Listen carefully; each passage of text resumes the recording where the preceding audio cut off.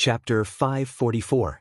Waiter, 2 more bottles of beer. Waiter, 2 more bottles of beer. Waiter, 2 more bottles of beer. No, for more bottles of beer. Jiang Shangxin entered a drinking state as if tomorrow was the end of the world.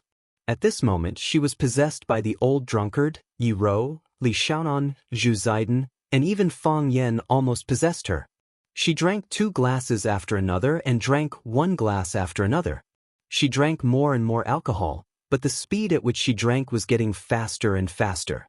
She really wanted to get drunk. She really wanted to get drunk. After Fang Yan tried to persuade him several times but to no avail, he decided not to stop him anymore. If she drank 1 glass, he would drink 1 glass with her. If she drank 2 glasses, Fang Yan would drink 2 glasses with her. If it really didn't work, he would suffer some losses and send her back when she was drunk. Fang Yan, Jiang Shangxin's body was sprawled on the runway. If it wasn't for the support of the runway, she would have lost her balance. She looked at Fang Yan with her beautiful eyes and said, "Do you think that I'm ridiculous? Do you think that I, Jiang Shangxin, am an idiot?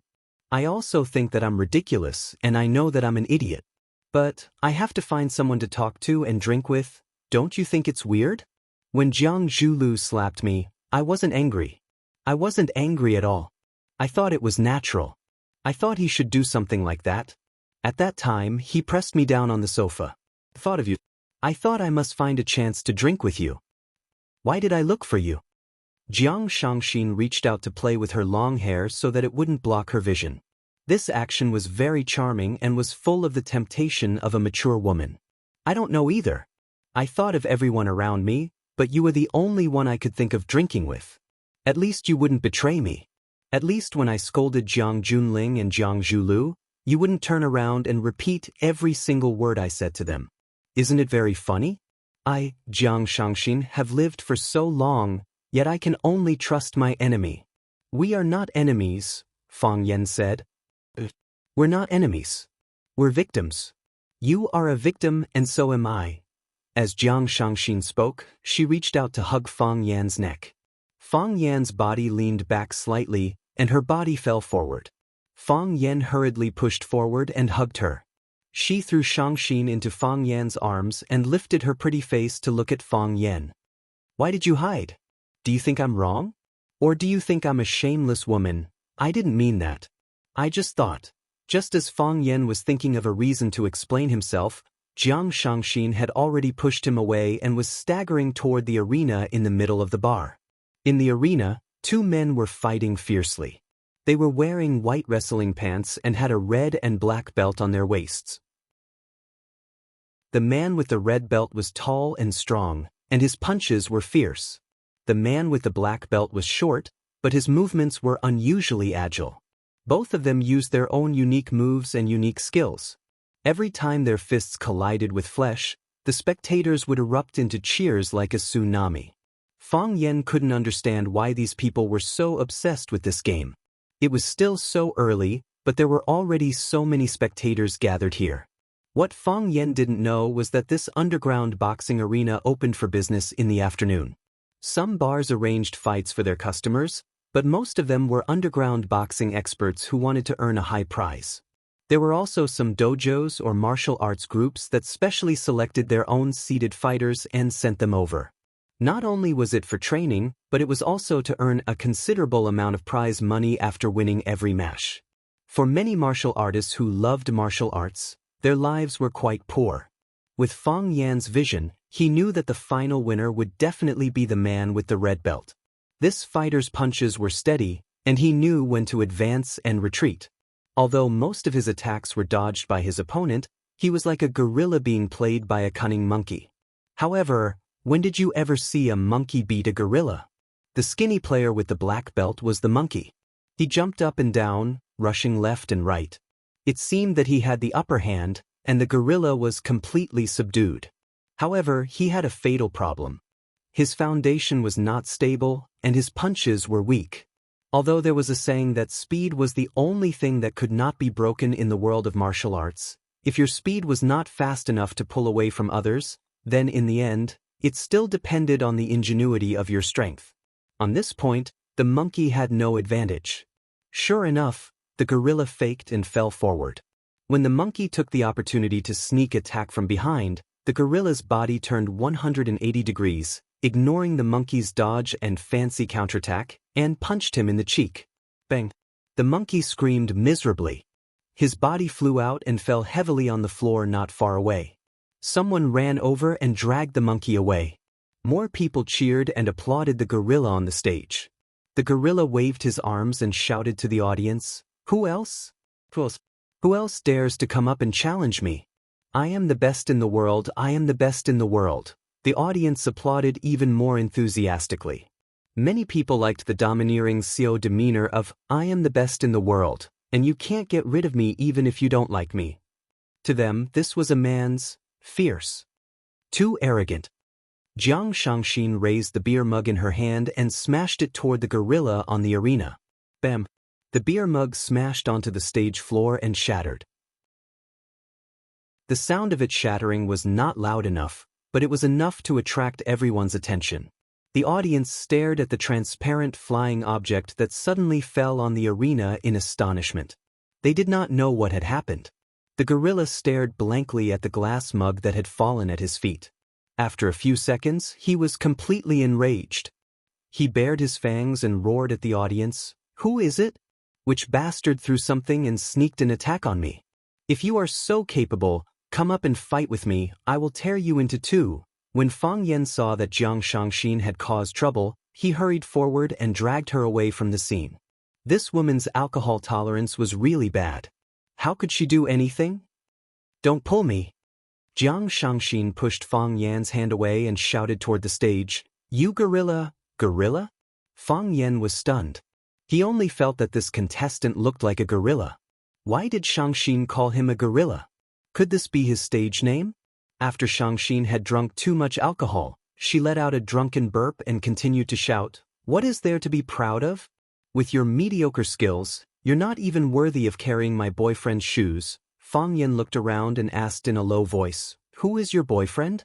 Is he here?" If Jiang Shangxin's boyfriend was here, Fang Yan could throw this woman to him and go home to sleep. However, after Jiang Shangxin shouted the sentence, everyone's attention shifted to Fang Yan. When the gorilla was called a gorilla in public, he wanted to tear this beautiful woman into pieces. He could not bear to tear Jiang Shangxin into pieces, so he accumulated his hatred on Fang Yan. He wanted to tear Fang Yan into pieces so that no one would feel heartache. As for why he wanted to tear Fang Yan into pieces, who cared? He pointed at Fang Yan and shouted, "Gigolo, come up here." Fang Yan rejected him and smiled awkwardly. "Don't misunderstand, I am not her boyfriend. My friend drank too much, I will bring her back first." After that, he ignored Jiang Shangxin's struggle and dragged her out of the bar. "Coward," someone in the audience shouted. "Gigolo, fight with him, beat him to death. The girl will belong to whoever wins." Jiang Shangxin turned around and shouted at the gorilla on the stage, "If you can beat my boyfriend, I will sleep with you for a night." Fang Yan hurriedly reached out to cover Jiang Shangxin's mouth, but it was too late. "I will sleep with you for a night." This sentence was not very tempting when it came from the mouth of Fang Yingying and Fang Haohan. However, it was too lethal when it came from the mouth of such a beautiful woman like Jiang Shangxin. The gorilla swallowed his saliva and felt his blood boiling. He shouted at the audience, "Everyone here, be my witness.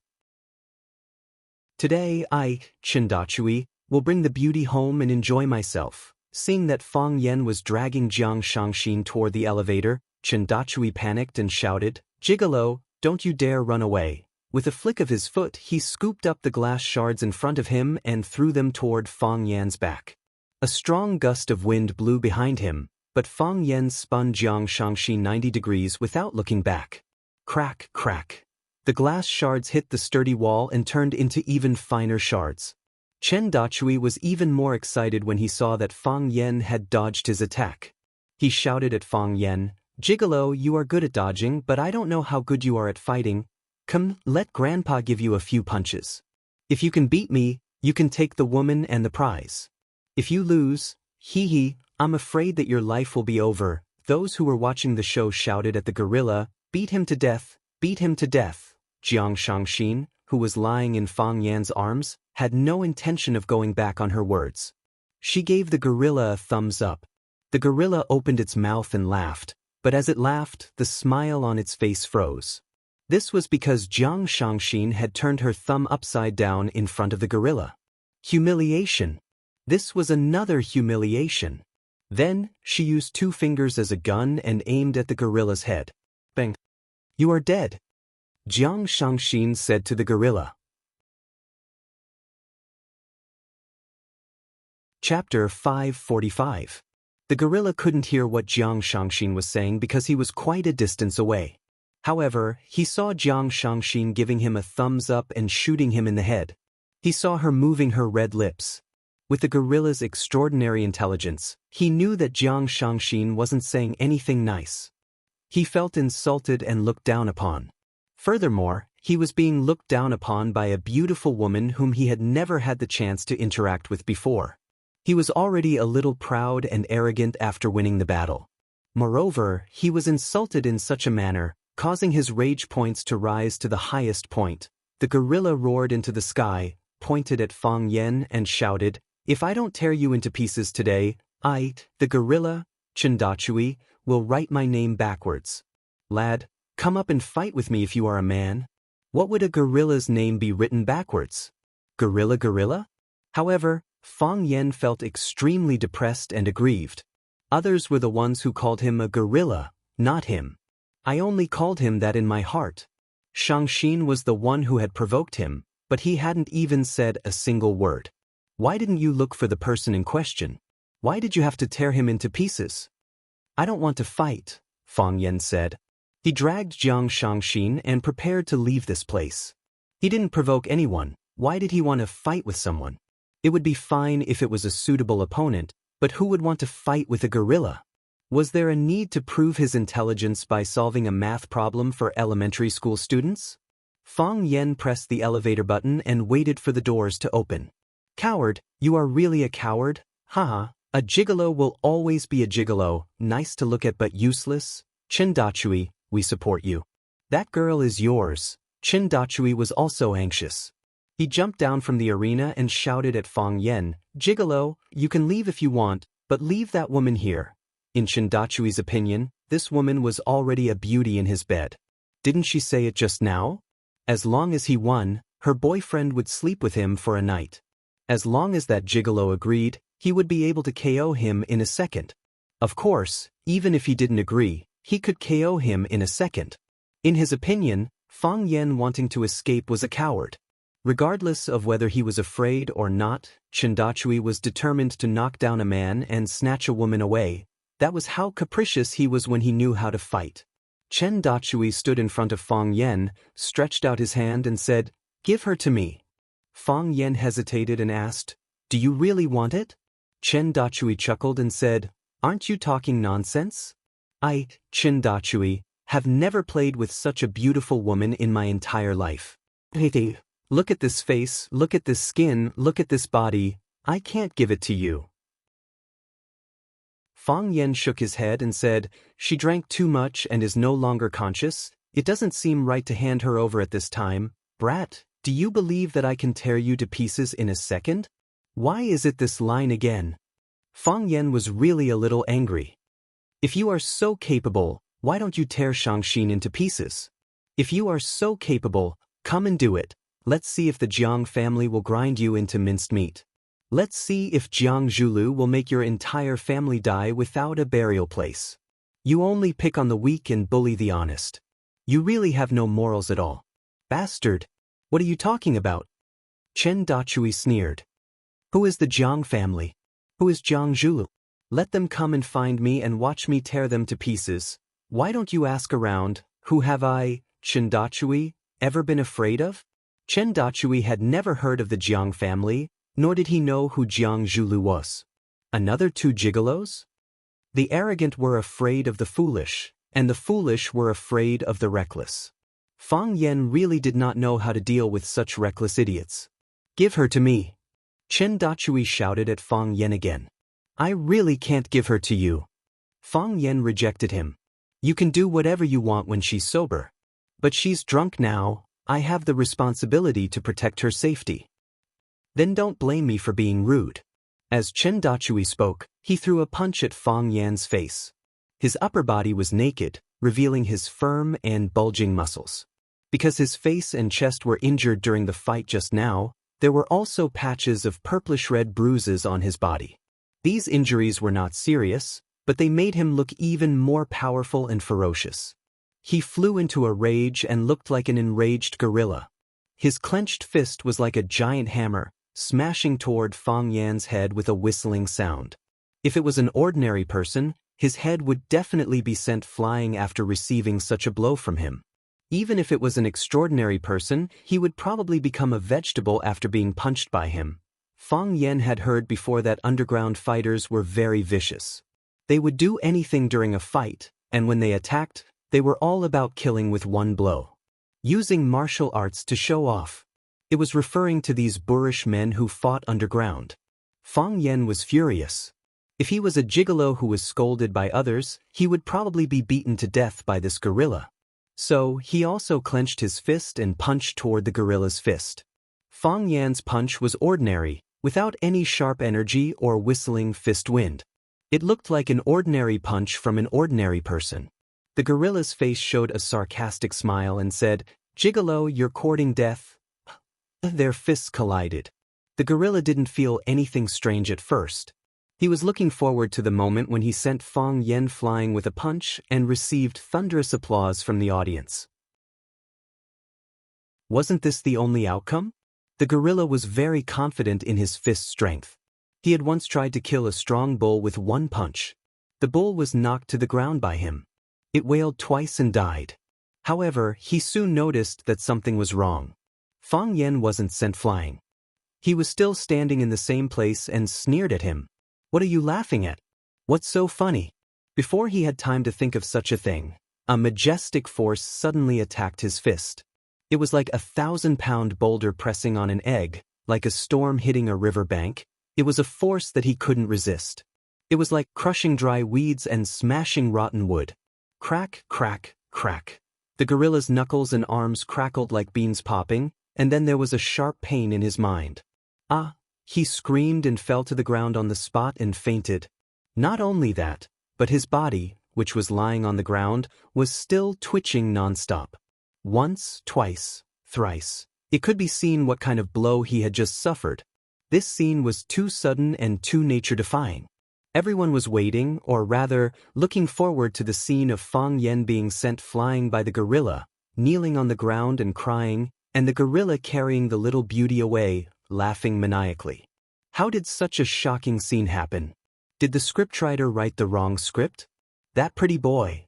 He actually knocked the gorilla out with one punch? The gorilla must have been paid to cooperate with the act. It was shameful to fake it. Xianxia lifted her head from Fang Yan's shoulder and opened her eyes. She looked at the gorilla on the ground in a daze, then looked at the side of Fang Yan's face and broke into a smile. It was a very sweet expression. Whoosh! A group of men dressed in black rushed over. An elderly man squatted down and checked the gorilla's breathing. He was slightly relieved and said, "He's still breathing." When he reached out to pull the gorilla up, he stared at Fang Yan in disbelief, as if he was struck by lightning. A middle-aged man next to him asked, "Old Gu, what happened?" "Dachi, his right hand is crippled, all the bones are broken," Old Gu said in a hoarse voice. Wow, there was an uproar. How could this guy be so powerful? Did he break Chen Dachui's bones with that move just now? Was this not an act? What? The middle-aged man was shocked. "Take him down." Hearing the middle-aged man's words, the men in black immediately surrounded Fang Yan. Gray stood up and stared at Fang Yan angrily. "How could you cripple someone's arm just now? How could you be so vicious?" Fang Yan looked at Gray expressionlessly and said, "Did you see him injuring me with his punch just now?" "Did he injure you?" Gray asked. "What if he did? Your skills are way better than his, how could you be injured by him?" The old man was even angrier. Fang Yan sneered and said, "When he punched me, did you know that my skills were way better than his? What if I don't know any kung fu at all? You're saying if? Yes, I'm saying if I didn't even have the strength to truss a chicken, wouldn't I have been killed by that punch just now? Why didn't you say anything to stop him? Why didn't you say that he was vicious? You're twisting words and forcing logic. The middle-aged man shouted, now the facts are right in front of us. You crippled Dachui's arm for no reason. You must give Dachui an explanation, give our club an explanation. Chen Dachui was an underground boxing expert trained by the True Martial Club. He was also one of the True Martial Club's most important money trees. Now that Fang Yan had crippled Chen Dachui's arm, it was a huge blow and loss to the True Martial Club.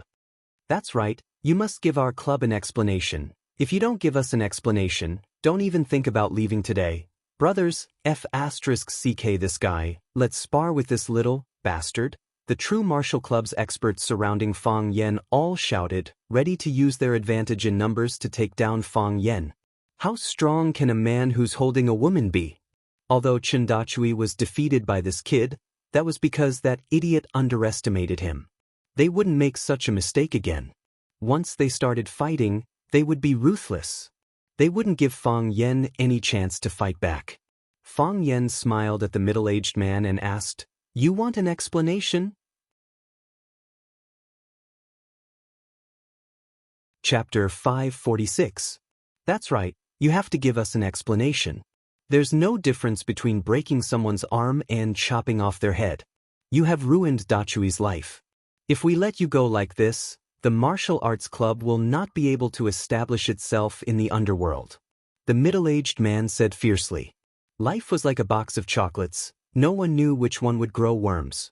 In one's life, one would meet all sorts of strange people. Some people would share the same attribute as you and become your friend, but most people would become strangers who brushed shoulders with you. Some people would make you laugh and cry, while some people would make you want to beat them up and scream. This was too much of a bully. Jiang Shangxin was the instigator of this incident. If the gorilla really felt insulted, it would be natural for him to jump down and beat Jiang Shangxin up. Of course, from Fang Yan's point of view, he had the responsibility to protect Jiang Shangxin. At the very least, he couldn't let Jiang Shangxin get seriously injured. This was also the reason why Fang Yan was indifferent and refused to go on stage even though the gorilla had repeatedly provoked him and even called him a gigolo. Fang Yan knew that he was in the wrong, and since he was in the wrong, he had to accept the other party's retaliation. Why was it that you could throw bottles at others, but others couldn't call you a gigolo and tear you apart? Fang Yan was really angry with the gorilla because he really wanted to tear him apart. When we watch movies, we often hear a familiar line, fists and kicks have no eyes. If it's a minor injury, it can lead to a fatal one. Since everyone in the underworld knows that fists and kicks have no eyes, they should be even more cautious. However, the gorilla didn't know what was going on and threw a punch at his head. Based on the strength that Fang Yan felt, that punch was enough to smash his head into pieces. It was like using a hammer to hit a hard-boiled egg. If Fang Yan was just an ordinary person, bullying others by force, injuring others with force, this was a huge taboo in the underworld. Using a killer move at the slightest disagreement. This was indeed the style of underground boxing players, but it wasn't something that Fang Yan could accept. He knew that in the underground boxing ring, people were beaten to death or crippled from time to time. However, he was just a bystander, an ordinary spectator in an underground bar. It was not appropriate for Chen Dachui to deal with him with the methods and moves that he used to deal with underground boxers. Therefore, Fang Yan struck out in anger and directly crippled one of the gorilla's arms. That man was too violent and lethal. He had to give him some punishment. Otherwise, his thoughts would be clouded again. When Chen Dachui repeatedly provoked and insulted Fang Yan, his fellow disciples did not say anything. When he punched out to end Fang Yan's life, his fellow disciples didn't say anything. Now that Fang Yan had defeated someone and destroyed Chen Dachui's arm, they jumped out to say that Fang Yan was vicious and wanted Fang Yan to give them an explanation. Did the experts of the inner river deserve to be bullied by outsiders? This is bullying, Fang Yan said with a smile. If I was killed by him, could you give me an explanation? Give my family an explanation? Would the True Martial Arts Guild Hall have a way to stand in the underworld then? You're talking about something that didn't happen at all. You're just making things up.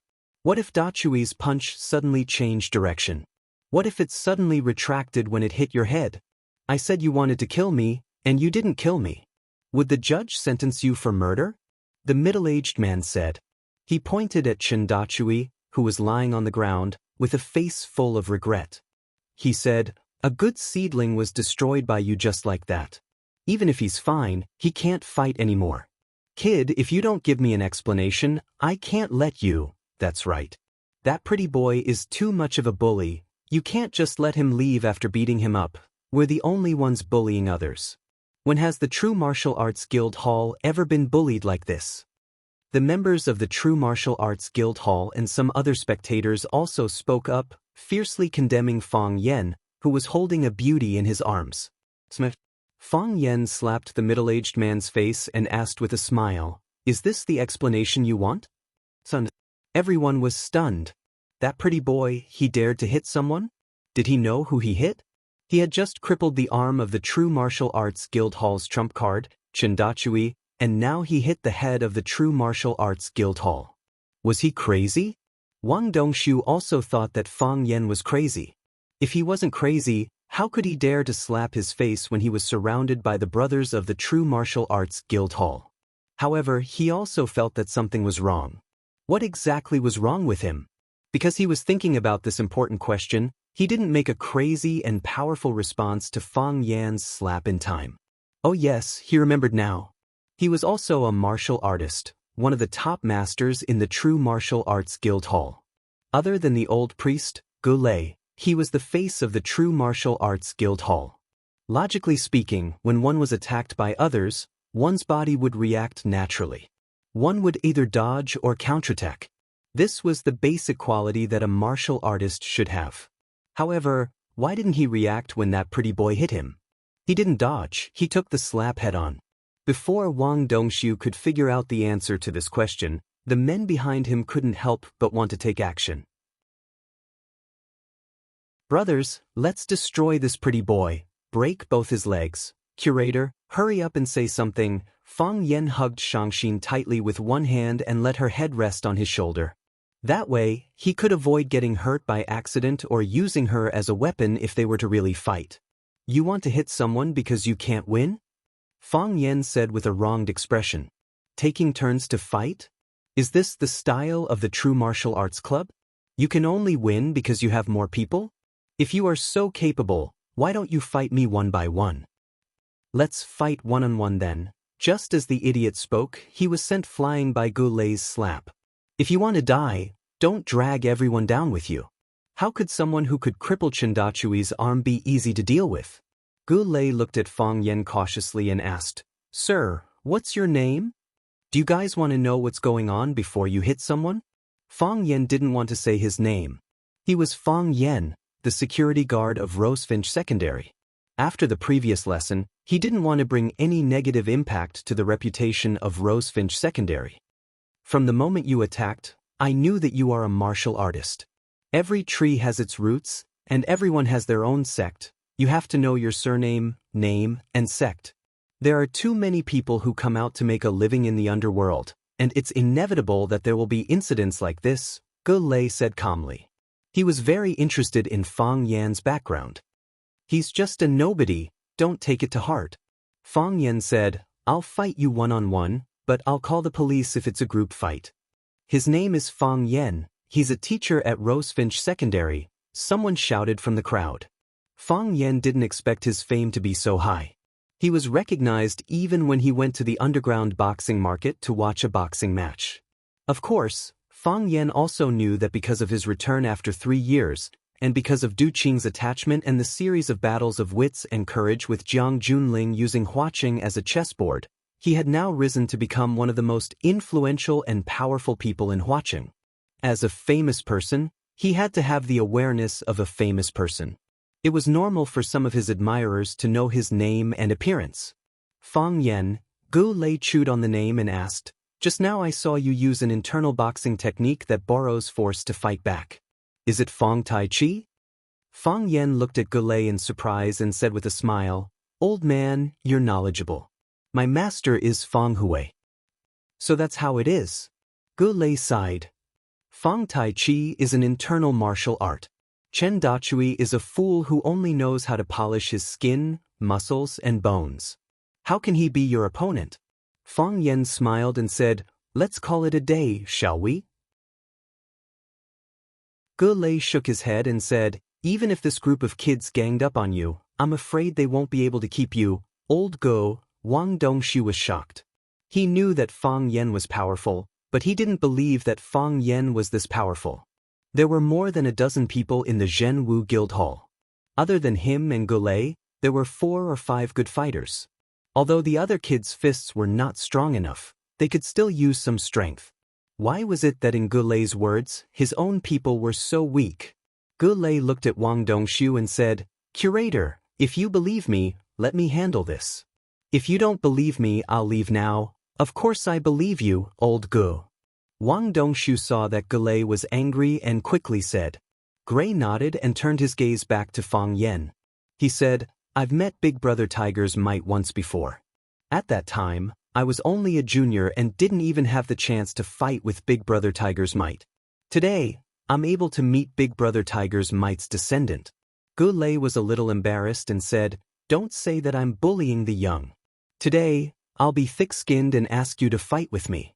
If I win, you have to give Dachui an explanation. If I lose, I'll forget about what happened today. Dachui's medical expenses and his future compensation will be borne by me. What do you think of that? Why would I say that you're bullying the young? You can't bully me anyway, Fang Yan said with a serious face. Even if I leave now, you can't stop me. Why do I have to fight with you? Ge Lei's face turned green and white. His mouth was wide open, and he didn't know how to continue. This kid, bullying an old man, did dogs eat his conscience?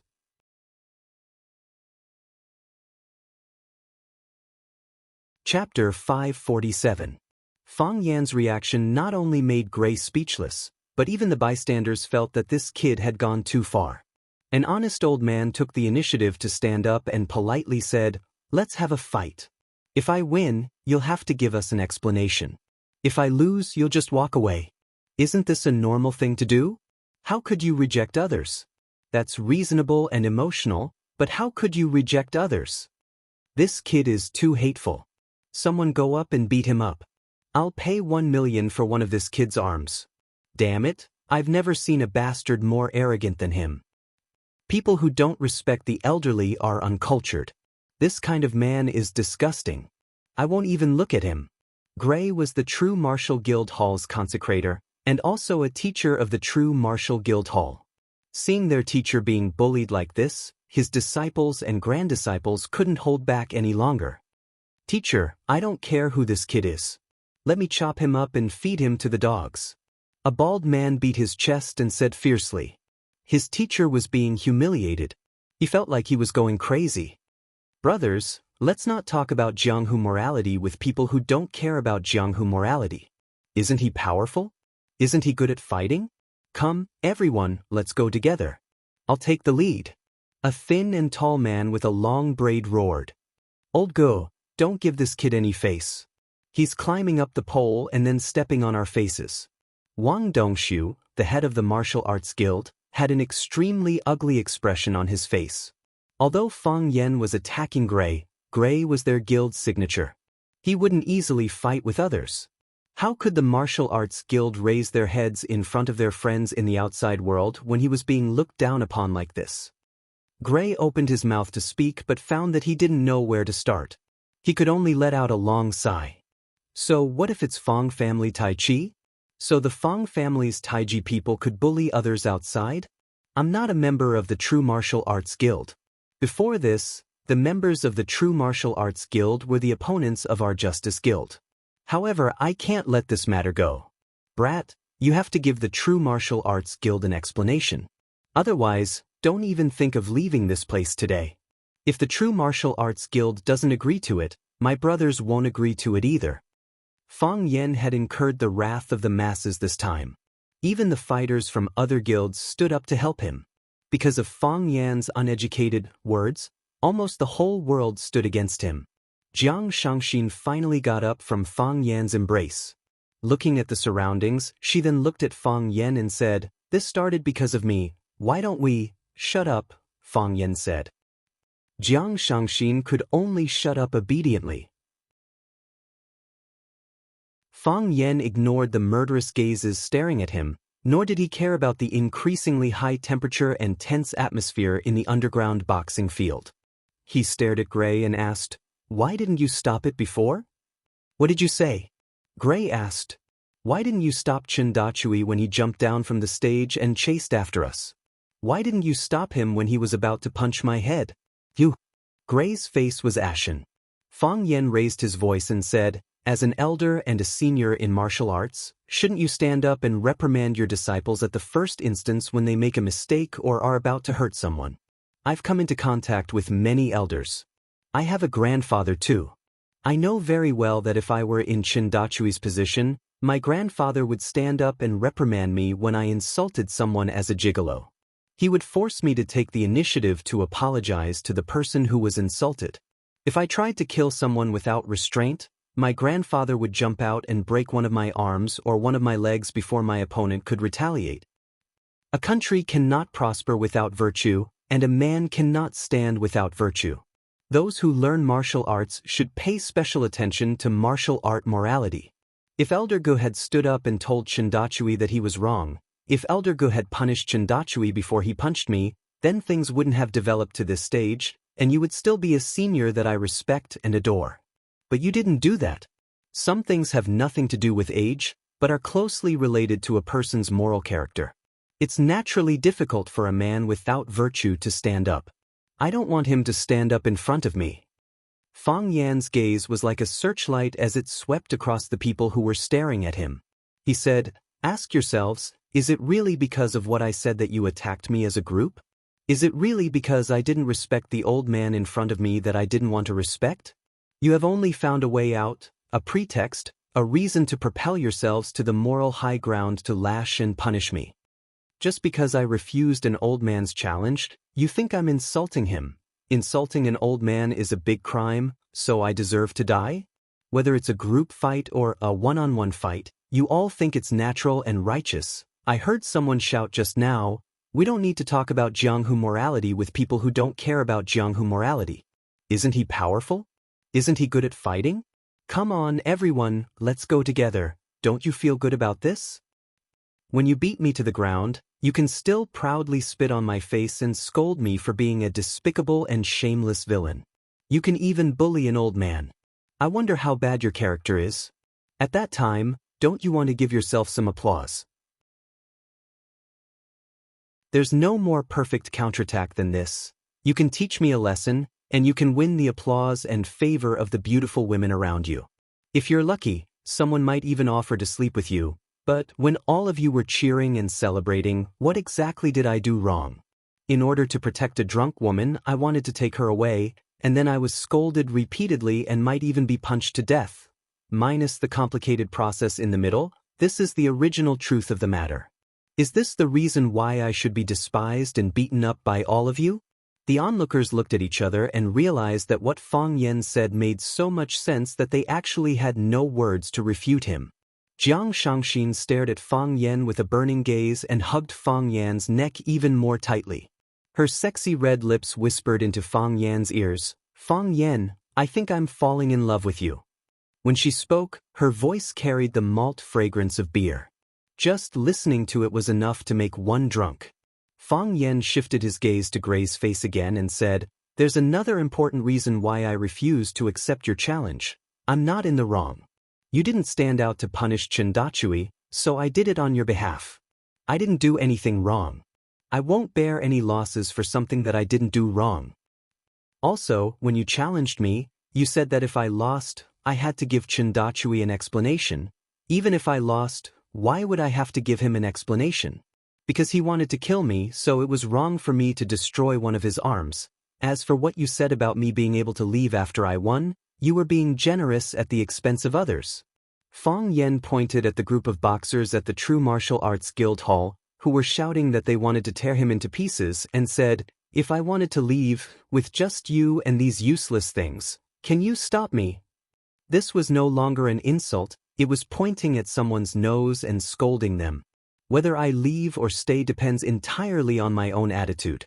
If I want to leave, I'll leave. If I want to stay, I'll stay. Who can do anything about it? Jiang Shangxin's beautiful eyes widened and her little mouth opened wide. Her body trembled as if she had received a slight electric shock, giving her an uncontrollable sense of joy. She wanted to scream and scream, she wanted to tell the whole world something loudly, or perhaps, she wanted to lie quietly in his arms and look at him with the most adoration and infatuation in her eyes. In the past, when she had just started dating Jiang Zhulu, she felt that he was gentle, meticulous, scheming, and was a very charming man. However, she had never experienced this kind of feeling from Jiang Zhulu, this kind of majestic and heroic feeling that he was the only one in the world, even if there were millions of people around him. This was really a man who made one love him from the inside out, to the depths of one's soul. Fang Yan, Jiang Shangxin panted and whispered into Fang Yan's ear again, "Not already, not about to, I feel that I have already fallen in love with you." Her breath smelled like orchids, and her lips almost bit Fang Yan's earlobe. She did have such a thought, but she was forcefully suppressing her current behavior. Faced with such a charming man, she really wanted to serve him to the heavens and do anything for him willingly. Fang Yan felt that his ear was a little itchy. In such a serious occasion, at such an intense and exciting moment, this little woman was still lying in his arms and flirting with him. Was she crazy? He tilted his head slightly to one side so that he could stay further away from Jiang Shangxin's lips. This unromantic action made Jiang Shangxin angry. Her eyes widened and she gritted her teeth, wishing that she could bite off one of Fang Yan's ears. Fang Yan looked at Gray and the crowd that still surrounded him and said, "I am a good person, so I naturally have to be reasonable in my words and actions. I am sorry, everyone. After my analysis just now, you should be clear that reason is still on my side. So, what do you plan to do next?" "Tear him apart." A disciple of the True Martial Arts Guild shouted. Fang Yan nodded and said, "You see, actually most people are unreasonable. In the future, don't use the elderly as an excuse to attack others." "Who did the elderly offend?" As Fang Yan spoke, he had already kicked the disciple of the True Martial Arts Guild who had pounced on him and shouted, "Tear him apart." More people pounced on Fang Yan.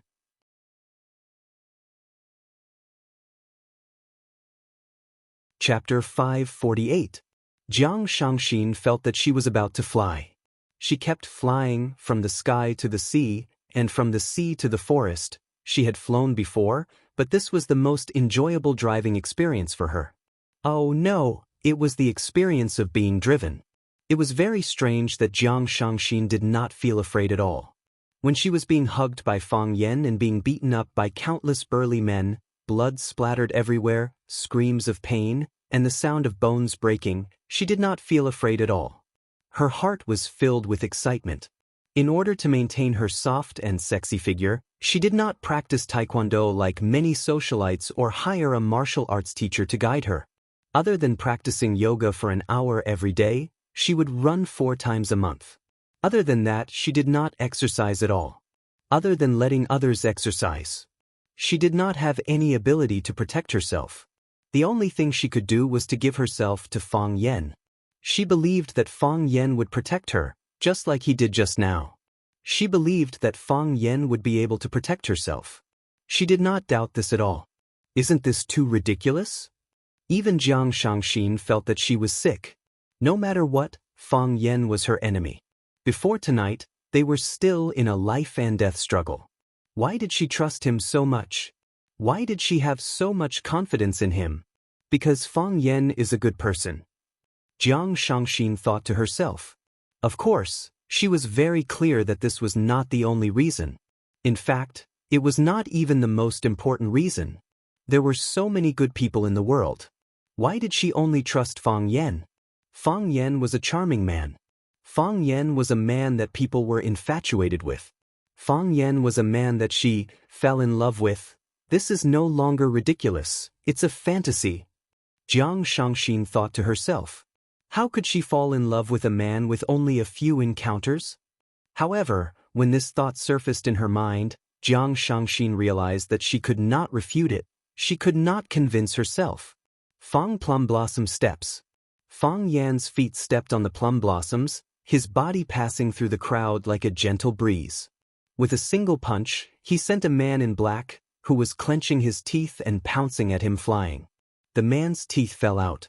With another lightning-fast step, the face of a big guy who was sneaking up on him turned the color of pig liver. He covered his crotch and squatted down. Drunken crane rides the wind. Fang Yan was like a drunkard who had too much to drink. He was holding a woman in his arms as he staggered in the crowd. Every time he hit someone with his shoulder or knee, the person who was hit would be sent flying, the bones in his body cracking. Iron skin. His body was like iron bones. Anyone who came into contact with it would be injured. The trump cards of the true martial guild hall were indeed quite strong. Several of their punches were accompanied by the sound of wind and thunder. They were already showing signs of attaining a higher level. The most threatening ones were Gray and Wang Dongshu, the curator of the True Martial Arts Guild Hall. The two of them were in the middle of the Jianghu and the Jianghu. They were the top figures in the Jianghu, but they could not enter the Jianghu. In other words, even though they knew the cultivation method, it was still difficult for them to enter the more profound and mysterious world of the Jianghu. Just like Fang Yan's disciple, Zhang Qin, who had been the champion of Huaqing Sanda for many years and was already a top expert in the Jianghu. However, when he met Fang Yan, he did not have the slightest bit of power to retaliate. This was the difference between understanding the force and using the qi. However, they could not stop Fang Yan's footsteps even if they worked together. They could not even hurt his hair and clothes. No matter how hard they tried, the gap was too big. Before they could even touch Fang Yan's body, they were sent flying by a heavy blow. It was like a chick and a goshawk, like a house cat and a wild leopard, like a gun and a cannon, and even more like an egg and a stone. An egg would not touch a stone. Would a basket of eggs be enough? Would a cart of eggs be enough? The answer was no. Bam, bam, bam. Gray did have a few tricks up his sleeve. Every time he punched out, there would be a loud sound of impact. That was the sound produced by his fist and the stirring of the air. His fists did not hurt anyone, but the force from his fists made one's face burn with pain. Of course, it made Shangxin's face burn with pain. Even though Fang Yan had her in his arms, she would definitely be the first target of those punches, kicks, elbows, and whatnot when facing the enemy head-on. She looked like a protective doll that Fang Yan had placed in front of him. Fang Yan took 3 quick steps, turned his body to Gray's left, and kicked him away with a black dragon swings its tail. Gu Lei retreated continuously and only managed to stand up with difficulty after Wang Dongshu supported him from behind. "Old Gu, are you all right?" Wang Dongshu asked with concern. When Gu Lei saw that Wang Dongshu was bleeding from the corner of his mouth, he knew that he had suffered an internal injury. With reddened eyes, he said, "Dongshu, this kid is tricky. Let him go. Don't let the kids be at a disadvantage." Wang Dongshu stared at Fang Yan fiercely and could not make the final decision. If he allowed Fang Yan to leave just like that, the martial arts club would lose a lot of face. After today's incident, the martial arts club could be completely removed from the underground boxing scene. If they could not even defeat one person, how could they still have the face to stand in the arena and fight with others? However, they had brought the entire club to attack Fang Yan. They even had some good friends who had volunteered to help. For example, Master Zheng from the Justice Boxing Club and Master Li from the Great Accomplishment Boxing Club. Of course, they were all lying on the ground and howling in pain. If they could not even take down that kid with such strength and made him suffer a few punches and kicks, was there still a need to continue fighting this battle? Even if they persisted, not only would more members of the club get injured, but Gu Lei and himself would also not end up well. From the way he dealt with Chen Dachui, it could be seen that this kid was ruthless. If they really enraged him, Wang Dongshu hesitated for a moment and said, pretending to be in a difficult position, "Since old Gu has spoken, we juniors can only obey." Wang Dongshu waved his hand and shouted, "Back off, all of you." Phew, someone breathed a sigh of relief. Because countless people breathed a sigh of relief at the same time, the gathering of this soft sigh sounded particularly ear-piercing. Those members of the martial arts club were already in a dilemma. If they advanced, they could not win. If they retreated, they would lose face. Now that the curator had personally spoken, they naturally felt happy both physically and mentally. Everyone looked at each other, feeling a little embarrassed. Gu Lei and Wang Dongshu were also very embarrassed. They glared at those kids with disappointment and shouted, "What a disgrace!" Many people were lying on the ground. The onlookers had long hidden far away, saying that Fang Yan was not human. Fang Yan, who was standing in the middle of the crowd, was extraordinarily handsome, like a top-notch swordsman who had never been seen in the world. He had won. The victory was easy and pleasing to the eye. Although Fang Yan had never seriously fought with anyone, the only thing he had done was to shuttle around the crowd with a charming little woman in his arms. However, every time he punched, someone would be sent flying, and every time he kicked, someone would fall to the ground. Like a butterfly playing with a flower, he was free and unfettered. In other words, among so many people present, no one was worthy of him seriously fighting. He did not even use the heart of Tai Chi, although it was difficult for him to speak. Some words had to be said. Wang Dongshu cleared his throat and looked at Fang Yan with unfocused eyes. He said, "It's our bad luck that our skills are not as good as others. You should go." Fang Yan smiled and pointed at Chen Dachui, who was still unconscious after being dragged not far away by them. He said, "If you were really unlucky, you would have been like him." Wang Dongshu felt suffocated. He could not argue with him, and he could not beat him in a fight. If he were to meet such an opponent again, he would hide further away. Fang Yan did not want to talk anymore. Under the gaze of countless people, he pressed the elevator button. When the elevator door opened, he carried Xianxia and walked into the elevator. Clang! When the elevator door closed again, everyone in the underground boxing arena heaved a sigh of relief at the same time. This was a feeling that made people blush. It was a kind of pressure that was condescending, so everyone wanted to deliberately ignore it. Therefore, those who were boxing continued to box, and those who were drinking continued to drink. Those who were flirting continued to flirt, and those who were cursing continued to curse. Wang Dongshu supported Gray and wanted to say something, but he could not say anything. Gray sighed and said, "Boxing is scary, young man. Let's admit defeat this time. Let the children get up and send Dachui to the hospital." "I will make the arrangements," Wang Dongshu said. In the elevator, Fang Yan felt that Xianxia's breathing was getting heavier. He asked, "Are you all right?" "I want to go to the washroom." Jiang Xianxia's voice was like the buzzing of a mosquito as she whispered into Fang Yan's ear. She had drunk a few mugs of beer in a row, and it had long become a burden on her body. She did not feel anything when she was fighting with others just now, but now that the fight was over, she felt that it was unbearable. Fang Yan nodded and said, "I will send you there." The elevator stopped at the side hall of the bar. When the two men in black saw Fang Yan and Jiang Xianxia coming out, they smiled and bowed to them again. Fang Yan nodded at them, and after asking for the location of the washroom, he carried Xianxia and walked over. Fang Yan placed Xianxia at the entrance of the ladies' washroom and asked, "Are you all right?"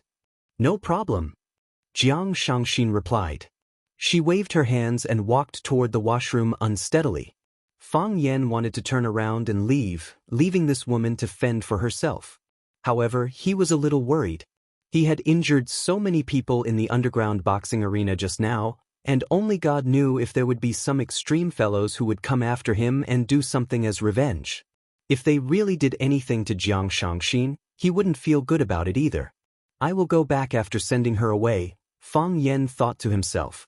The washroom of the bar was very luxuriously decorated. When Fang Yan was combing his hair in front of the bronze mirror outside the washroom, a woman's scream suddenly sounded from the ladies' washroom. "Ah!" Fang Yan was shocked and rushed out of the washroom hurriedly.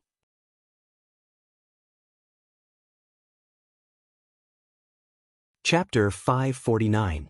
There was a huge difference between the men's and ladies' toilets. Of course, there would be some differences. What worried Fang Yan the most was that he couldn't find any trace of Jiang Xianxia. Could someone be lying in ambush to harm Jiang Xianxia? Wasn't this enemy too good at scheming? Fang Yan couldn't be bothered anymore. He pushed open the cubicles of the toilet and tried to find her. "Jiang Xianxia, Jiang Shangxing. When Fang Yan pushed open a cubicle, a fair and tender arm suddenly reached out and pulled him out. When Fang Yan was about to counterattack, he smelled a familiar perfume. He had hugged Jiang Shangxing for almost half the night and was very familiar with her scent.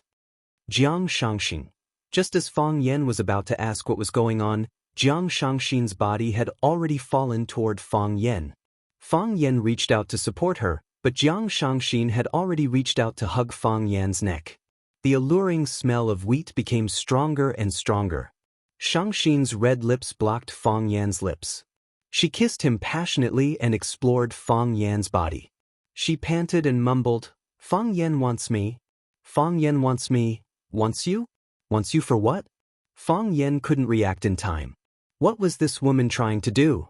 Why did she want to sacrifice herself to seduce him? Is there a camera installed in the toilet? Were they trying to ruin his reputation to defeat him? These people's hearts were truly too vicious. Bam! Fang Yan exerted his strength and pushed Shangxing's body over. "Jiang Shangxing, what exactly are you trying to do?" Fang Yan shouted angrily. "What kind of person do you think I am? I think you are a man." Jiang Shangxing panted as she spoke. Under the illumination of the lights outside, her eyes sparkled and shone with a bewitching glow. "I don't want anything, I want you to do something. What do you want me to do?" Fang Yan was very vigilant. Every question he asked was very careful. "What do you think?" Jiang Shangxing pounced toward Fang Yan once again. She hugged Fang Yan's body, and her hot kiss once again drowned Fang Yan's rationality. Fang Yan finally calmed himself down. After hesitating for a while, he finally decided to reject Shangxing. Only then did he reach out to push Shangxing away. So soft, he pushed in the wrong position. Fang Yan hurriedly retracted his lecherous hands. Grabbing onto Jiang Shangxing's arms, he shouted, "That's enough, Jiang Shangxing, stop now. Stop talking too. Let's have a good talk. You don't like me?" "It's not that I don't like it, but it's not that I like it. You know, we've only known each other for a short time, and we've only met a few times.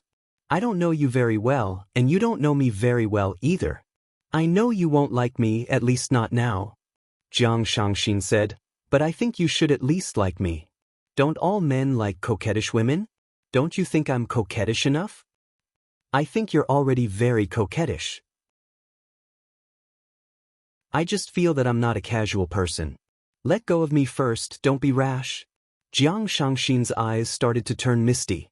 She stared at Fang Yan and asked, "You think I'm dirty?" "I don't mean that. Why would I think you're dirty? You're clean, and the perfume you use smells good. I just feel that we don't have to do this." Fang Yan persuaded her seriously. "Fang Yan, do you believe me? I've fallen in love with you," Jiang Shangxing said. The lyrics of a song came to Fang Yan's mind. "Love comes too fast, like a tornado can't leave the circle of the storm in time. I can't think anymore, I can't think anymore, I can't. Jay Cho was right, Fang Yan really couldn't. I know you won't believe it, and I find it hard to believe too. Do you remember the first time we met?" "I remember." Fang Yan nodded. "When I went to the hospital, the security guard didn't let me in. You helped me inform the security guard. At that time, I thought that this woman was quite kind. I knew you before I came to Huaqing." Jiang Shangxing said, "I wanted to see what kind of person could steal the woman that Jiang Zhulu liked. At that time, Jiang Zhulu was still very important in my heart. Because you know me, that's why you helped me out?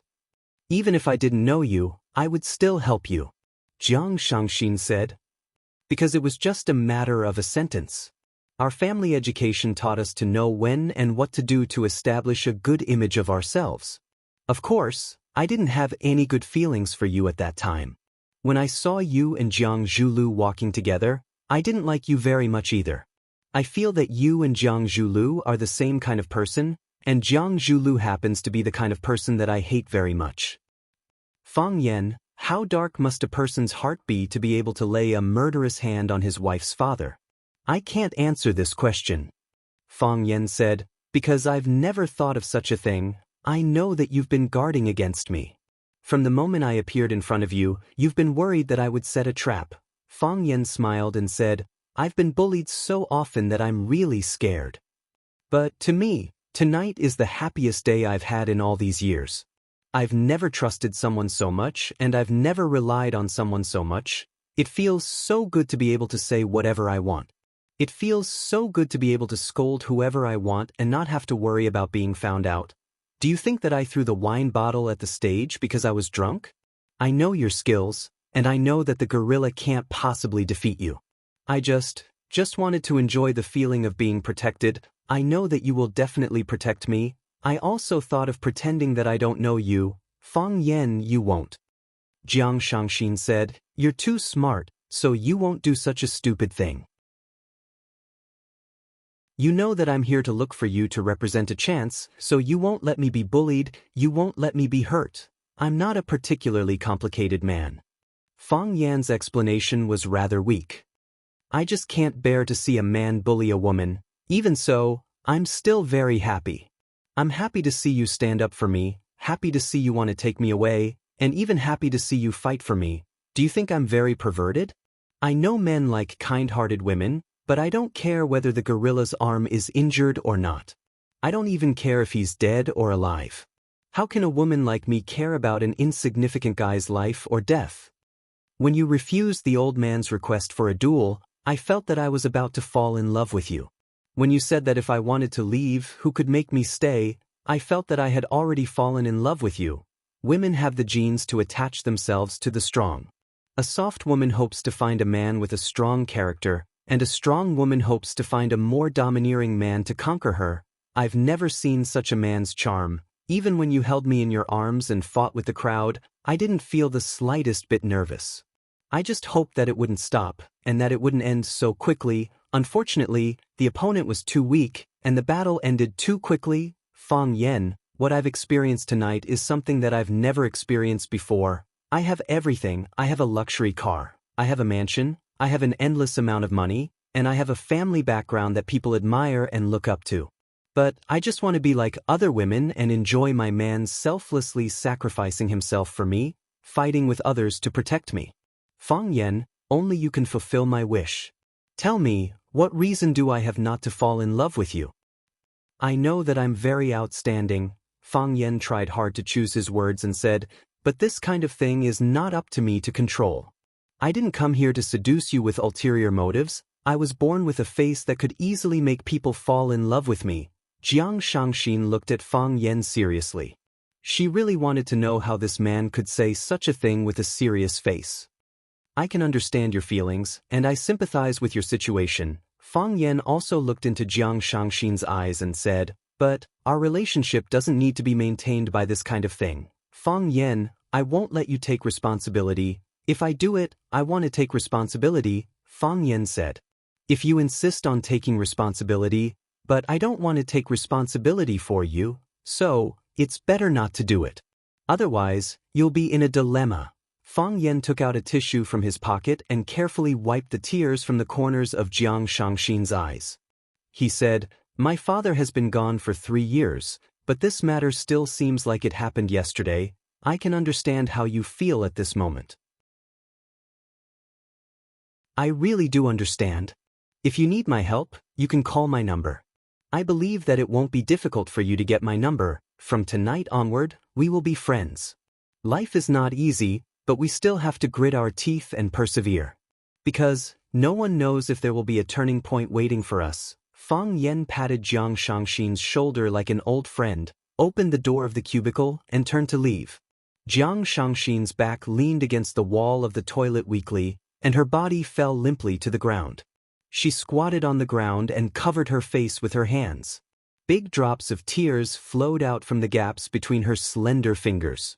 I've already taken so much initiative, but that man remained unmoved.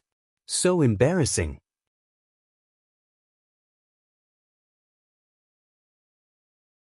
Chapter 550. Screech. The black Mercedes-Benz stopped at the entrance of the courtyard house. Li Yun opened the door and got off. She carried her handbag and quickly walked inside. There were 2 old men playing chess in the courtyard. They didn't even look at her when she came in. Li Yun knew that they were bodyguards brought by Jiang Junling from Beijing. They had high status and extraordinary strength. It was said that they could tell if a person was in danger from the sound of their footsteps. Li Yun walked to the door of the main room and pushed it open. Jiang Junling was sitting on the sofa in the living room and drinking tea. He was reading a novel with great interest. Li Yun walked to the general's side and sat down. She filled his teacup with tea and asked with a smile, "What are you reading, General?" Zhenguofan's Ice Mirror. Jiang Junling said with a smile. Some people say that Zhenguofan, a famous minister of the Qing dynasty, had 13 sets of knowledge. Only one set has been passed down. In fact, there are 2 sets. The other is Zhenguofan's fortune-telling knowledge, Ice Mirror. I don't like family letters and I don't read anyone's. But I like Ice Mirror. Jiang Junling closed the book in his hand and said, Zhenguofan also has a set of fortune-telling mnemonics. Evil depends on the eyes and nose. True or false depends on the lips. Fame depends on one's spirit. Wealth depends on one's spirit. Ideas depend on the fingers and claws. Disturbances depend on the feet. If you want to see the order, it's all in the language. Auntie, how about I help you read your fortune? Li Yun's mind raced. She wondered why Jiang Junling called her so late at night. In the past, he would personally visit her place if there was anything to discuss with her to show his respect for her. But today, he was different. This change was quite obvious. Also, why did he want to read her fortune? Li Yun smiled and said, "It's a military order. Don't laugh at me. I'm old and my fate is set. I'm just guarding the shop and tidying up the house for you old generals. What's there to look at? Those are your men's business." Jiang Junling smiled and said, "That's not necessarily true. Some people are noble because of their mother, and some are noble because of their son. Maybe Sister Li is noble because she has a good daughter. Who can say for sure what happens in life?" Li Yun was shocked and asked anxiously, "Military orders? Did Xianxia get into trouble?" Jiang Junling picked up the teacup and took a sip. After he carefully savored the fragrance of the premium white tea, he smiled and said, "Xianxia has been obedient since she was young. How could she have caused any trouble? Auntie, don't worry." Jiang Junling told Li Yun not to worry, but Li Yun became even more worried. She cautiously looked at Jiang Junling and asked, "Military orders. Although your 4th uncle is no longer here, it doesn't change the fact that we are still a family. What I eat, what I wear, what I use, everything I have is given to me by the Jiang family. If there's anything, don't hide it from me. You must tell me immediately. Xianxia is too young, and she has been through too much during this period of time. Especially her father's death." A sharp ray of light flashed past Jiang Junling's eyes, but he returned to his gentle and indifferent smile. Li Yun acted as if she didn't know what had happened and said worriedly, "I'm really afraid that this child will fall sick if she continues like this. I'm thinking of letting her rest abroad for a period of time." General Ling nodded and said, "You've had a good rest. She should have a good rest. Let's go to France and stay there for 2 years. Of course, we can't just do nothing. Our Jiang family isn't a good-for-nothing who only knows how to eat and work. Let her study in France. She can also help me with some things when she comes back." Li Yun nodded and said, "Thank you for the military orders. Only you, as her brother, would treat her well sincerely. I will make the arrangements and send her to France as soon as possible." Jiang Junling nodded and took a paper bag from the coffee table in front of him. He handed it over and said, "There are a few photos inside. Feel free to flip through them when you have nothing to do." Li Yun took the paper bag and was about to open it when Jiang Junling glanced over and said, "Auntie, it's getting late. You should go back and rest." Li Yun closed the paper bag and said, "All right, I'll go back first. The military orders to rest early as well. Young people shouldn't stay up too late." When Li Yun walked into the courtyard, the 2 old men were still playing chess. She could only see their hands moving, but not the sound of a chess piece landing. The autumn night was slightly chilly, so it probably wouldn't affect them at all. Li Yun entered the car and opened the bag with the help of the lights in the car. There were a few photos in the bag. They were photos of Xianxia lying in the arms of a man. When she flipped to the last photo and saw the man's face clearly, her face instantly turned as white as a sheet. She took a few deep breaths and suppressed the anger in her heart. She took out her cell phone from the bag and dialed a number. Then, she said in an extremely calm voice, "Xianxia, make a trip home. I have something to discuss with you." Li Yun started the car engine.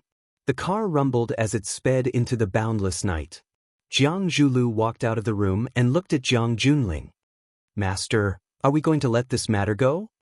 Jiang Junling looked at Jiang Zhulu and asked with a smile, "Can we let this matter go?" Jiang Zhulu muttered to himself for a long time and said, "To be honest, I don't feel very good about it. I think any man who had experienced something like this would probably feel the same way as me. I can understand." Jiang Junling nodded and said. He stood up and patted Jiang Zhulio's shoulder. "I'm completely on your side on this matter." "Thank you, Master." Jiang Zhulu smiled and said. "But, Zhulu, even though Xianxia is the daughter of the Jiang family, she is now the daughter-in-law of the Jiang family. There are some things that require both of you to communicate properly. As her brother, I can't say too much, right?" Jiang Zhulu nodded and said, "I understand. Sorry to trouble you this time." Jiang Junling walked toward the backyard and said, "Go back and rest early. I'm tired too." "Goodbye, Master." Jiang Zhulu smiled as he sent him off. When Jiang Xianxia returned home, his mother, Li Yun, was sitting in the living room looking at a report. Jiang Xianxia walked to Li Yun and sat down. He asked, "Did Jiang Junling ask you to speak to me on his behalf? I thought he would talk to me personally." Li Yun tidied up the report in her hands and placed it on the table. She looked at Jiang Xianxia and asked, "Since you had already predicted this outcome, why did you still do such a thing?" "What did I do?" Jiang Xianxia asked in return. Li Yun frowned slightly and said, "Xianxia, you are a married woman and Jiang Zhulio's woman. Your marriage was approved by the old master of the Jiang family. Now that you are in the arms of another man, where do you want the Jiang family's reputation to be?" Jiang Xianxia looked at Li Yun with reddened eyes and said, "Mom, you keep asking me about the reputation of the Jiang family. What would the old master think if he knew about it? What would he do if Jiang Junling became prejudiced against us? But have you ever thought about my feelings? They are the people who killed my father, and I still have to call them brother and hubby. I did it, but I am really tired. I am so tired, I just want to talk to someone. That's all. If not, I will go crazy." Li Yun's eyes turned red as she watched her daughter cry. She went forward and hugged her daughter. She said gently, "Xianxia, I know you feel wronged. But it's fine if you say it in front of me. I have already asked Secretary Li to help you get a visa to study in France. You can leave tomorrow." "Mom, this is what they want." Li Yun said firmly, "This is also what I want." When Fang Yan returned home, Lu Chaoge was reading a book on the sofa in the living room. The sounds of Qin Ying and Fang Yingying fighting and shouting could be heard from the backyard. Ever since Fang Yingying and Fang Haohan came, Qin Ying's second spring in martial arts training had been awakened. When Qin Ying fought with Fang Yan, there was almost no chance of him winning. It was a kind of suppression that made one feel hopeless. However, when he fought with Fang Yingying, he was still full of fighting spirit even though he lost more than he won. As long as he had the time, he would drag Fang Yingying into a few rounds. Lu Chaoge put down the fashion magazine in her hands. She looked at Fang Yan, who was walking over, and asked, "Have you eaten?" Fang Yan thought for a while and said, "I think I haven't eaten yet." Lu Chaoge quickly stood up and said, "I'll make a bowl of noodles for you." "No need." Fang Yan pressed Lu Chaoge's shoulders and didn't let her get up. He said, "You've already taken a bath, haven't you?" Lu Chaoge's cheeks suddenly turned pink. She said, "Why do you ask this?" She thought of the embarrassing scene when she was lying on the ground and couldn't move, and Fang Yan suddenly rushed in from the balcony. Seeing Lu Chaoge's embarrassed expression, Fang Yan realized that his question might cause others to misunderstand. He quickly explained, "I didn't mean that. I just wanted to say that you've already taken a bath, so don't make yourself smell like oil. I'll go make a bowl of noodles myself. You sit down." Lu Chaoge nodded and looked straight at the red mark on Fang Yan's neck. She asked, "What's wrong with your neck?" Fang Yan reached out and touched it. He didn't find anything strange. He took out his cell phone from his pocket and turned on the selfie function. He immediately realized the seriousness of the problem. When he was pulled into the toilet by Jiang Shangxin seemed to have kissed his neck. As a result, a red lipstick mark was left on his Adam's apple. This. Fang Yan tried hard to stay calm and said, "Maybe I was bitten by a mosquito. It's okay. I'll just go upstairs and apply some toilet water." Lu Chaoga sighed softly. She took out a wet wipe from the tissue box on the table and walked to Fang Yan. She carefully wiped the lipstick mark on Fang Yan's neck with the wet wipe and said, "If you have a social engagement outside, remember to check your appearance when you come back. Otherwise, your wife will misunderstand."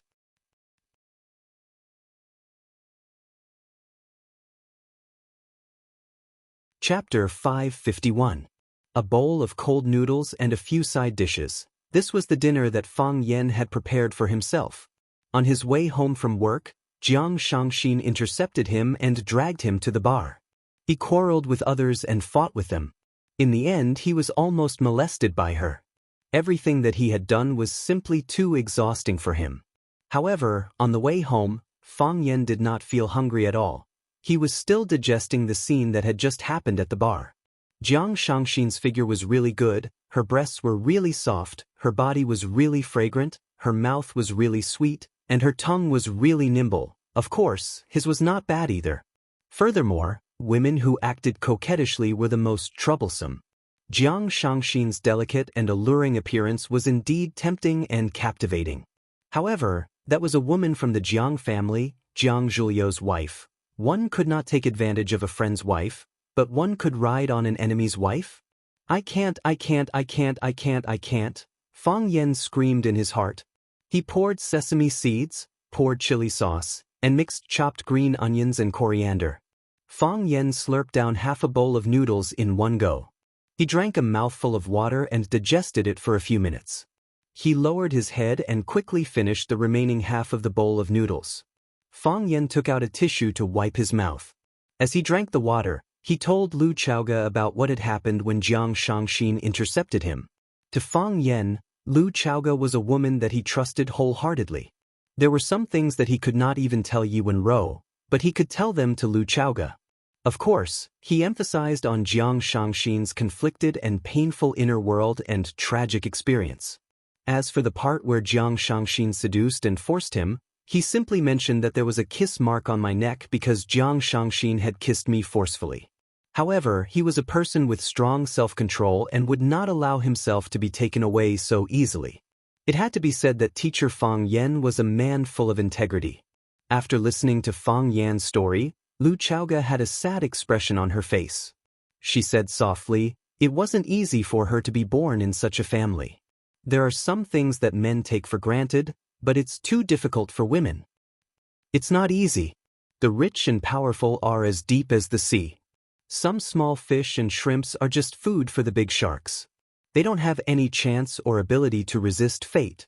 What do you want to do?" Lu Chaoga turned around and asked Fang Yan. Fang Yan smiled and said, "It should be what she wants to do. You know, this matter is not up to me.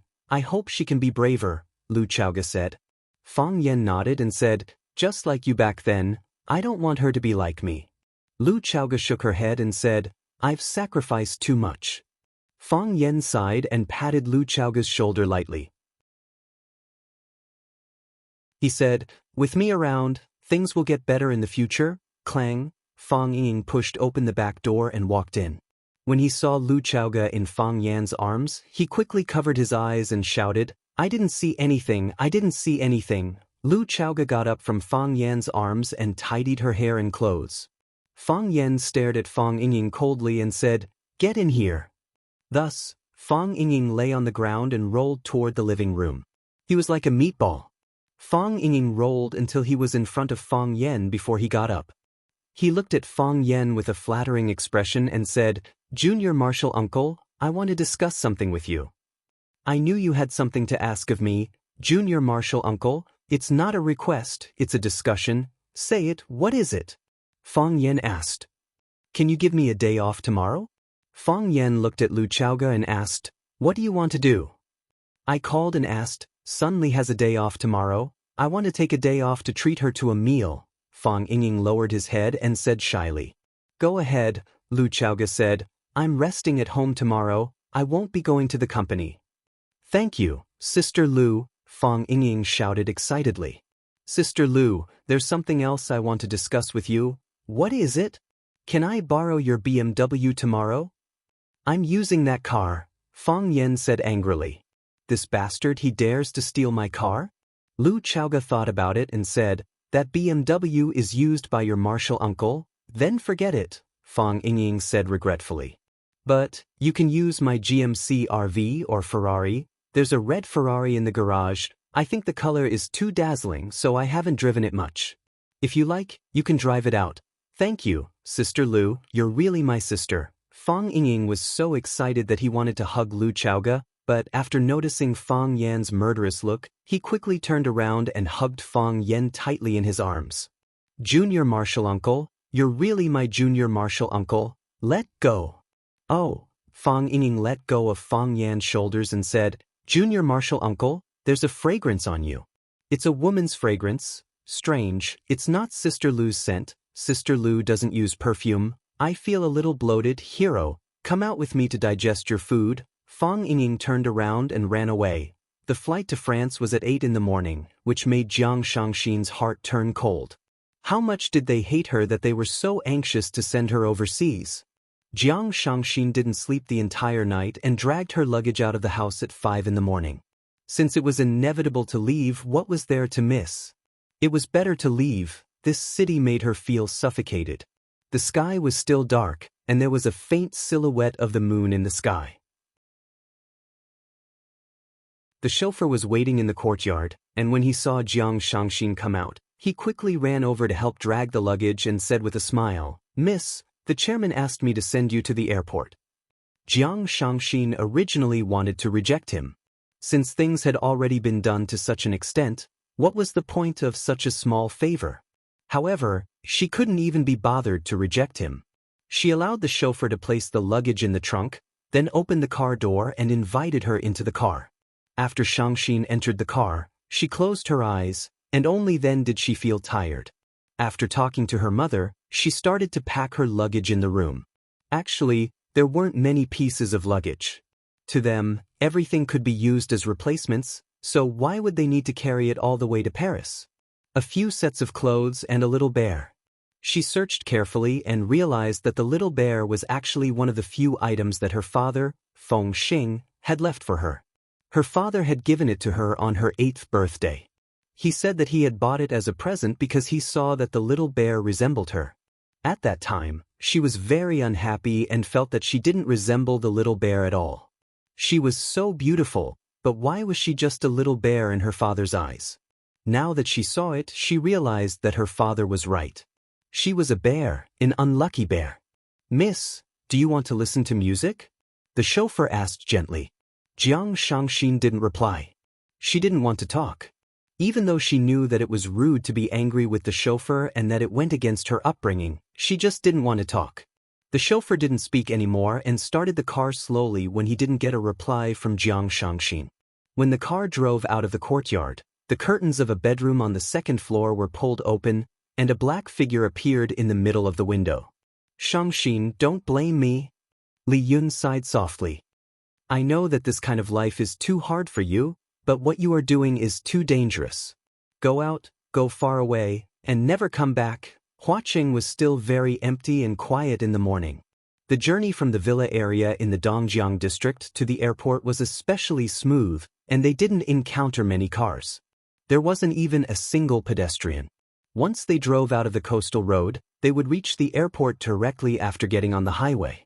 The car had just entered the highway when Jiang Shangxin, who had been resting with her eyes closed, suddenly opened her eyes. Go back. Jiang Shangxin said. Miss. The chauffeur was in a difficult position. If we go back now, we will miss the flight. I said go back. Jiang Shangxin said with a firm attitude. Her tone was also getting worse. Miss, the chairman asked me to send you to the airport. Jiang Shangxin sneered and said, she sent you to monitor me on my way to the airport, right? Miss, you are putting me in a difficult position. You are the one who is putting me in a difficult position. Jiang Shangxin suddenly raised her voice. I said go back. Go back immediately. If not, I will open the car door and jump out. The chauffeur quickly locked all the car doors to prevent Shangxin from going crazy and jumping out of the car. Do you think I can't get out like this? Do you think I can't come back because of this? So what if you send me to the airport? So what if you send me to Paris? Jiang Shangxin said with a face full of disdain. Go back. Turn the car back. The chauffeur drove the car forward and at the same time, he took out his cell phone and dialed a number. Chairman, Miss wants to go back. Pass the phone to her. Li Yun's voice came from the phone. The chauffeur passed the cell phone over and said, Miss, the chairman wants you to answer the phone. Jiang Shangxin took the cell phone from him and smashed it against the car window. Crack. The cell phone was smashed into pieces, but there was only a light scratch on the car window. This was Li Yun's car, and it was a custom-made bulletproof car from Ford. Not to mention this degree of damage, even bullets and ordinary bombs would not be able to open it. Jiang Shangxin stared at the chauffeur with reddened eyes and shouted with all her strength, Go back. Screech. The chauffeur slammed on the brakes and the car stopped at the side of the highway. The chauffeur unfastened the seatbelt and turned to look at Jiang Shangxin with a smile. He said, Miss, you can either go to Paris or go to hell. What's your choice? The chauffeur held a gun in his hand and aimed it at Jiang Shangxin's head.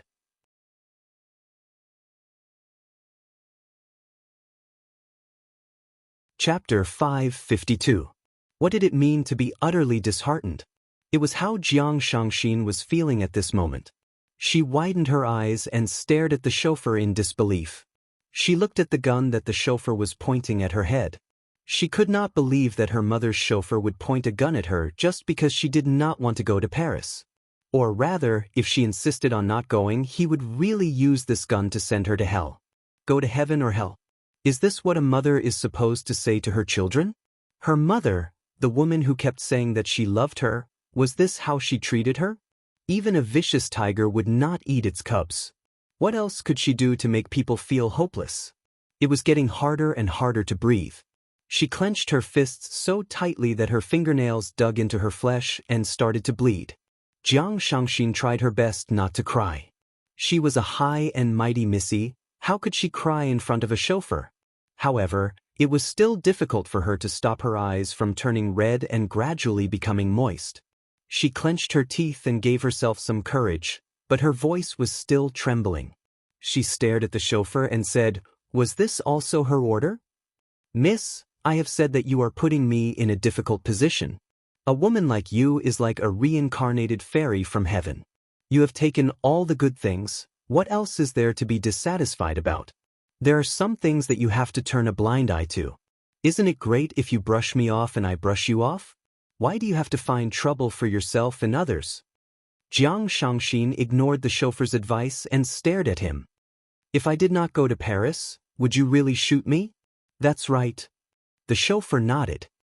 I have said that I will either go to Paris or hell. What does she take me for? What does she take me for? Jiang Shangxin muttered to herself. The truth was right in front of her, but she was still unwilling to believe it. She could not believe that the only person she could rely on in this world, her closest family, would treat her in this way. Miss, why do you have to put the chairman in a difficult position? The chauffeur sighed. I am afraid that she cannot make the decision for some things. You mean that my mother did not ask you to do this to me? Jiang Shangxin shouted agitatedly. Her heart was suddenly filled with joy and happiness. This was really a ridiculous thing. It was the same thing, and she was also being pointed at her head. However, as long as the mastermind was not her own mother, she had 10,000 reasons to be happy.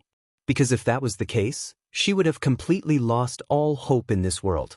The driver sighed and said, Miss, your question is really unnecessary.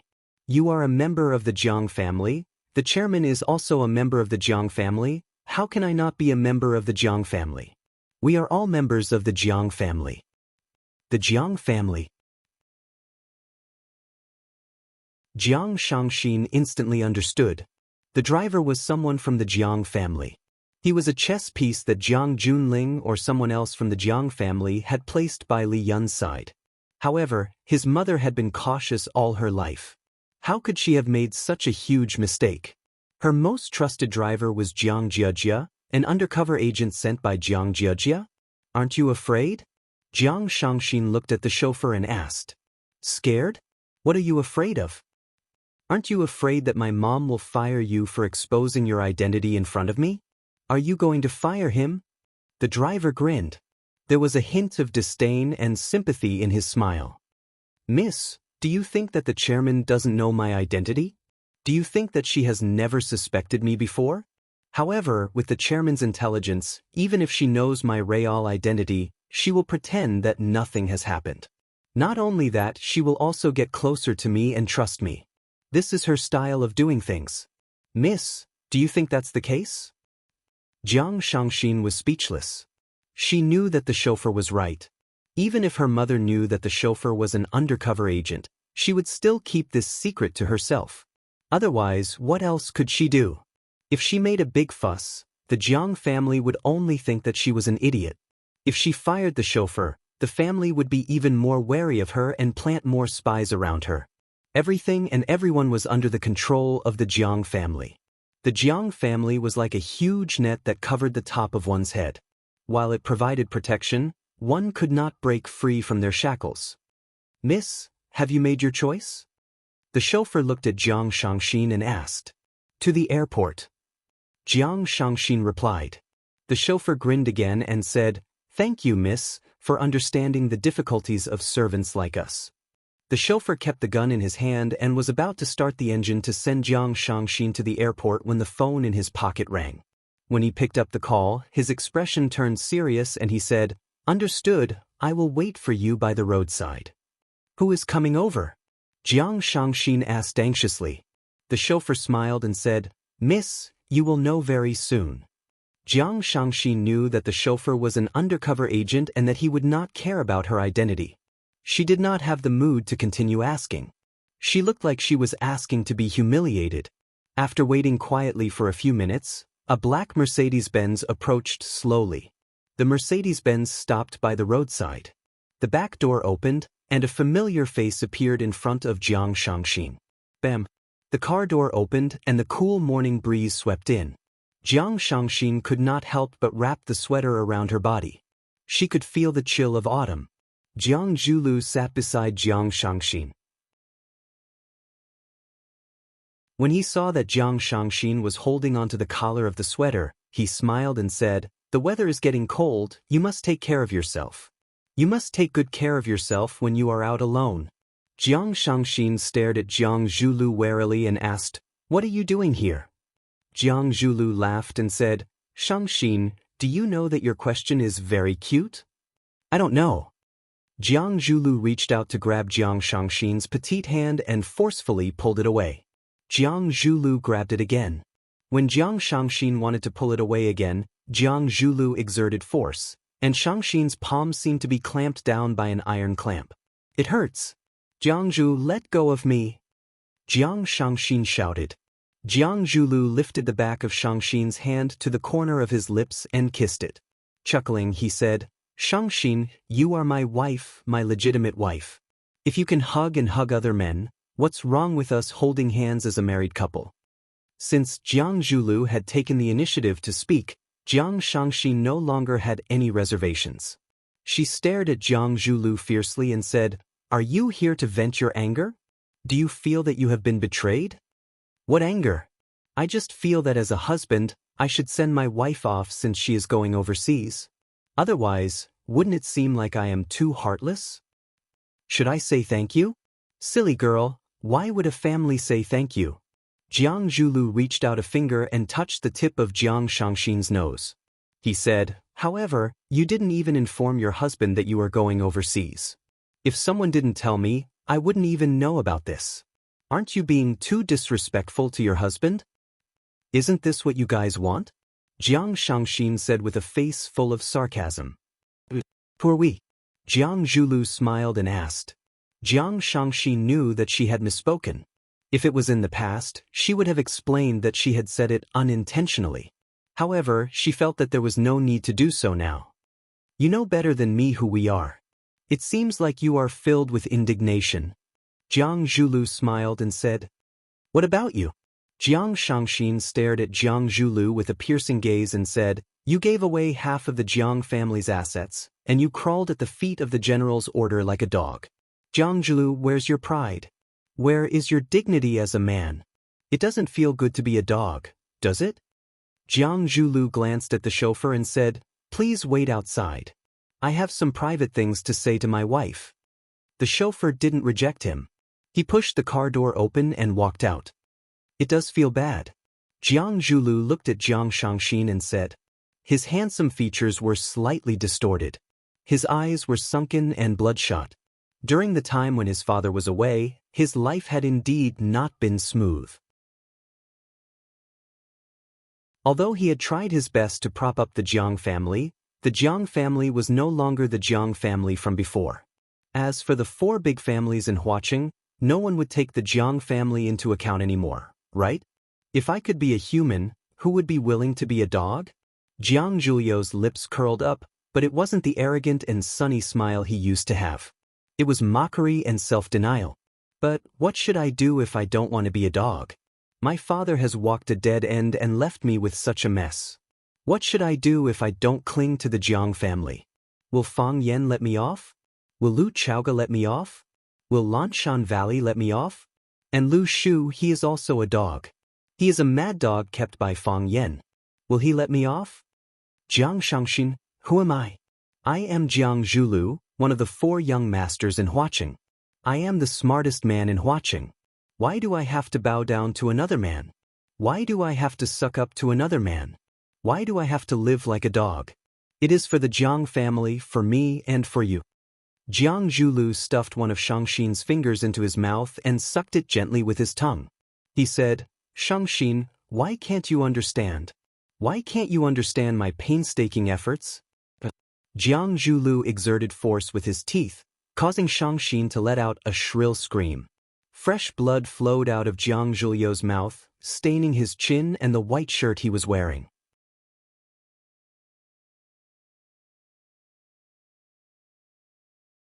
Chapter 553. Even though the walls of the car were soundproof, Lu Jiang could still hear Shangxin's screams. Lu Jiang frowned slightly and wondered if Jiang Zhulu was in a hurry to commit murder on the side of the highway because his wife had cheated on him. Of course, even if Jiang Zhulu really did that, Lu Jiang would not jump out with a sense of justice.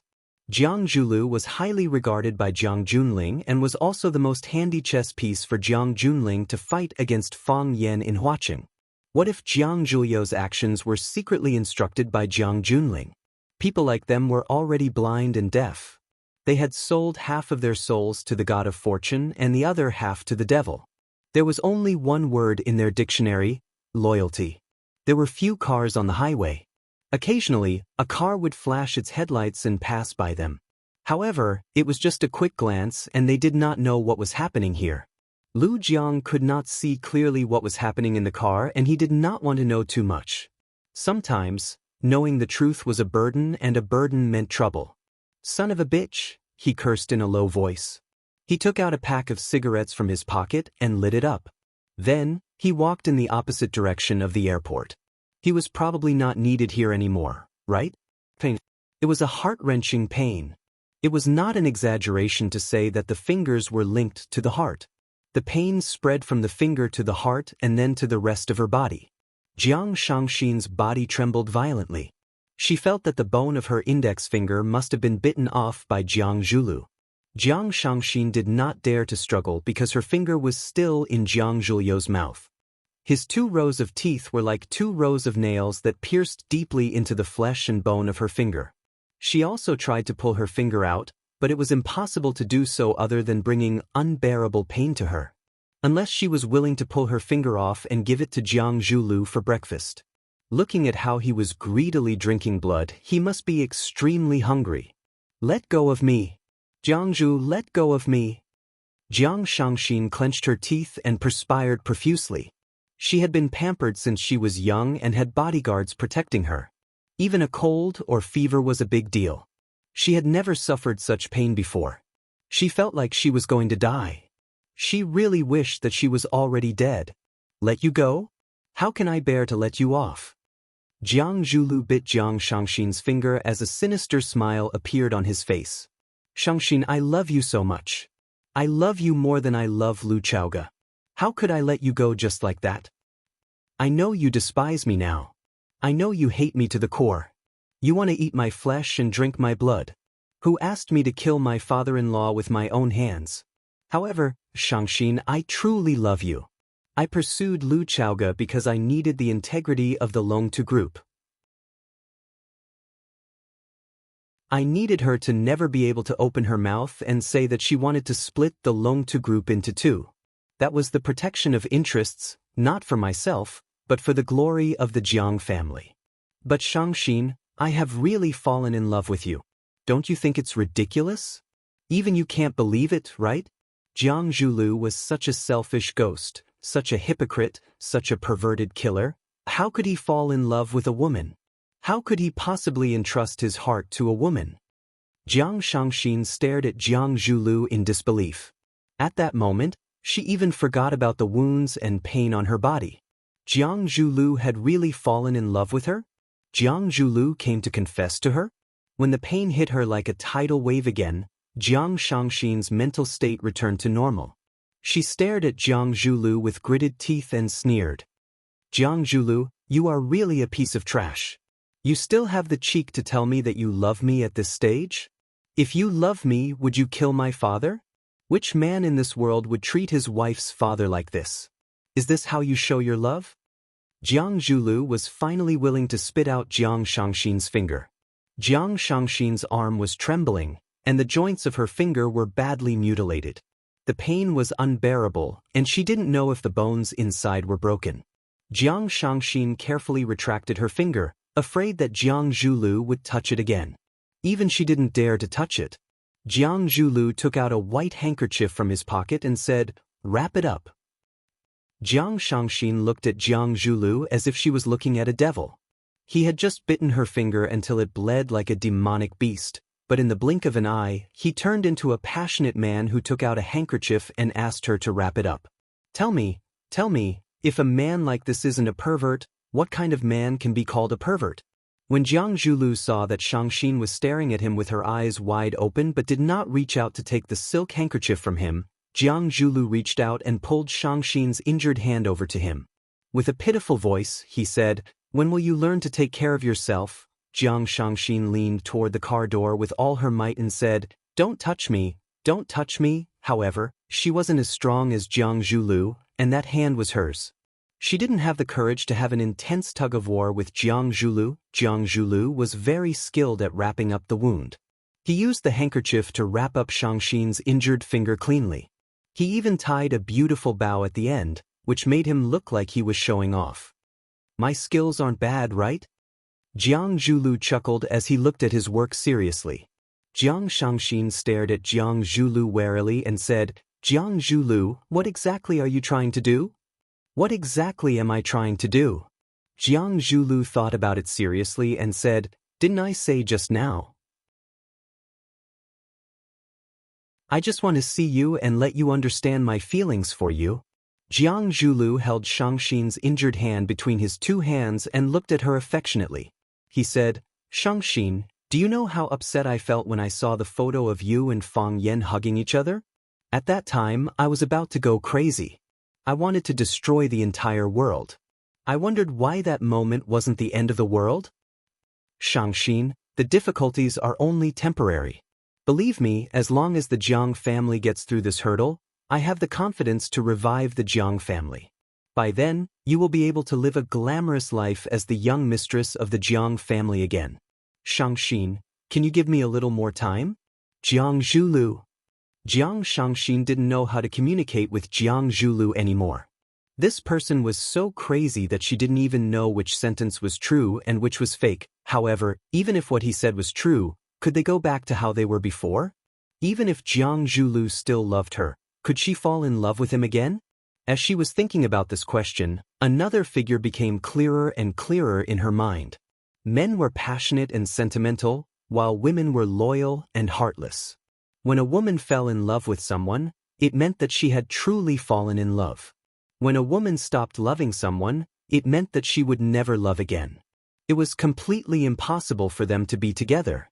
It turned out that she already had an answer in her heart. Shoo. Jiang Zhulu stuck out a finger to block Jiang Shangxin's lips and said with a smile, "You don't have to say anything and you don't have to explain anything. Think about it properly after you settle down in France. Think about your future and think about our future. I think that you will be able to have a clear answer about our relationship then." Since Jiang Zhulu didn't allow her to speak, Jiang Shangxin didn't say anything either. She didn't want to say anything in the first place. Jiang Zhulu leaned forward and wanted to plant a kiss on Shangxin's forehead. Jiang Shangxin leaned back stiffly and used her elbow to push against Jiang Zhulu's chest to prevent him from getting closer. Jiang Zhulu grinned and didn't want to force her. He looked at Jiang Shangxin with a gentle smile and said, "Go on, take care." Jiang Shangxin still didn't say anything. Jiang Zhulu took a deep look at Jiang Shangxin before he pulled the car door open and got out. Jiang Shangxin heaved a sigh of relief. This devil had finally left. Bam! The car door was pulled open again. Jiang Zhulu looked at Jiang Shangxin's nervous expression and reminded her with a smile, "Send me a message when you arrive." This caused Shangxin to widen her eyes and stare fixedly at his every move. "Goodbye." Bang! The car door was closed again. When the car door opened again, it was Lu Jiang, who had returned to the driver's seat. Lu Jiang turned around and looked at Jiang Shangxin. His gaze shifted to her injured finger joint and he asked, "Are you all right?" "I'm fine," Jiang Shangxin replied like a wandering spirit. After experiencing the scene just now, she felt that half of her soul had escaped. "Let's set off then." Lu Jiang smiled and started the car again. Jiang Zhulu stood at the highway junction and watched the luxury car drive away with Jiang Shangxin. The smile on his face became cruel. "I really don't like to do things like this. There's no technical content at all." As he spoke, he took out his cell phone from his pocket and dialed a number. He said, "The target has boarded the plane and is expected to arrive at 6:00 tonight. I'll do it when she arrives in France. I'll do it cleanly and beautifully."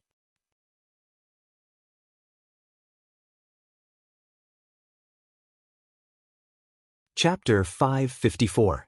Tang Yong hesitated and finally took the initiative to greet the beautiful lady sitting beside him.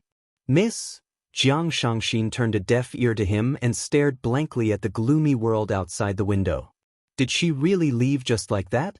Why did she feel so indignant? Paris was a city that was both familiar and unfamiliar to her. When she came back from Paris, the plane landed at the Yanjing International Airport. She stood on the spiral staircase and swore that she would never leave Wuxia again. She could only find the freedom and enjoyment that she wanted in her own country.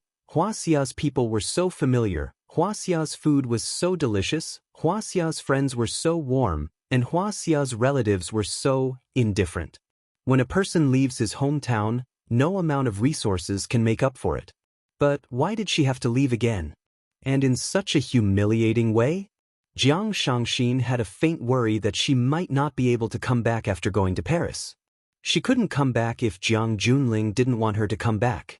She couldn't come back after Jiang Junling took over the Jiang family. Fang Yan. A familiar figure appeared in Jiang Shangxin's mind again. Why did she think of him at this time? Was it because of the regret in her heart and the anger and humiliation after being rejected? "Goodbye, Fang Yan," Jiang Shangxin said to the empty tarmac outside. "You idiot, why did you reject me? I know that you don't like me, even if it was just once." Tang Yong swallowed his saliva and started to gather the strength to speak again. "Miss," Jiang Shangxin finally came back to her senses. She turned to look at the young man beside her and asked, "You called me?" Tang Yong nodded and looked at Jiang Shangxin. "Miss, are you all right?" "I'm fine," Jiang Shangxin replied. "But your finger is bleeding." Tang Yong pointed at Jiang Shangxin's palm and said. Jiang Shangxin lowered her head to take a look and said, "I'm fine." Although Jiang Zhulu had tied a silk handkerchief around the wound on her finger, he didn't apply any ointment on it. He also didn't use any medical bandages to bandage it, so the wound hadn't healed yet. The silk handkerchief was soaked in blood, and it was currently dripping down to her feet. If it was in the past, she would have screamed for help if such a wound appeared on her body. But now, she was calm as if nothing had happened. Compared to the damage he had suffered in his heart, this little pain was nothing. "This won't do," Tang Yong said. He waved his hand and shouted, "Stewardess, please get the first aid kit." The stewardess immediately came over and asked, "Sir, how can I help you?" Tang Yong pointed at Jiang Shangxin and said, "Please take the first aid kit, this lady's finger is injured." When the air stewardess saw Jiang Shangxin's finger, she hurriedly said, "Miss, are you all right? Do you need us to take you to the doctor?"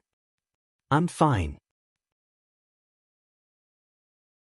Jiang Shangxin glanced at the air stewardess. "Bandage it." "All right. Please wait a moment." The air stewardess turned around to get the first aid kit. Jiang Shangxin wanted to untie the blood-red silk handkerchief, but it was tied too tightly by Jiang Zhulu, and it was really difficult to untie it with one hand.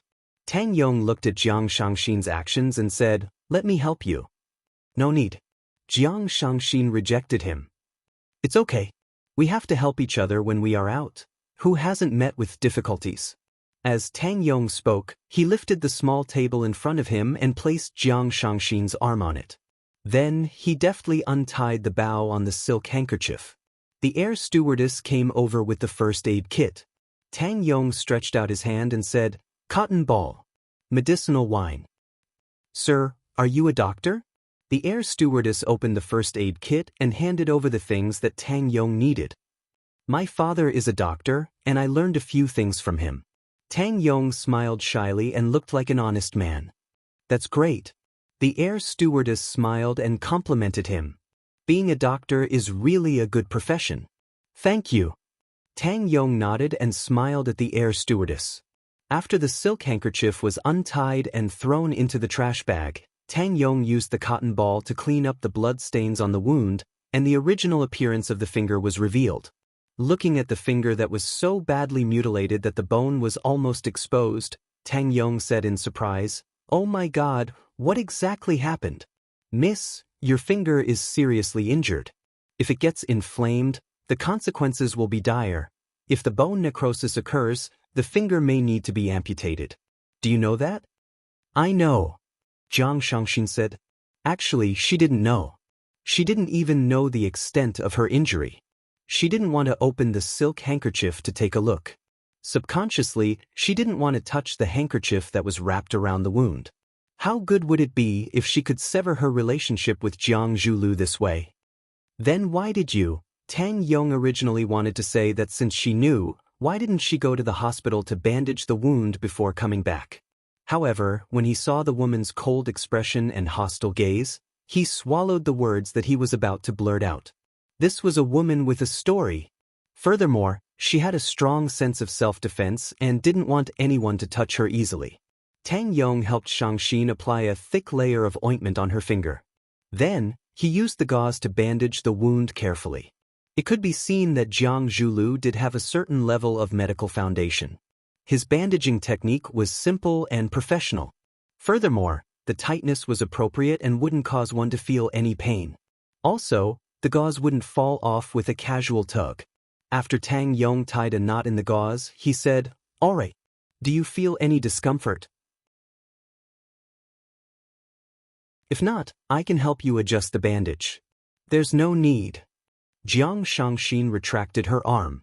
The air stewardess packed up the medical kit and the trash bag.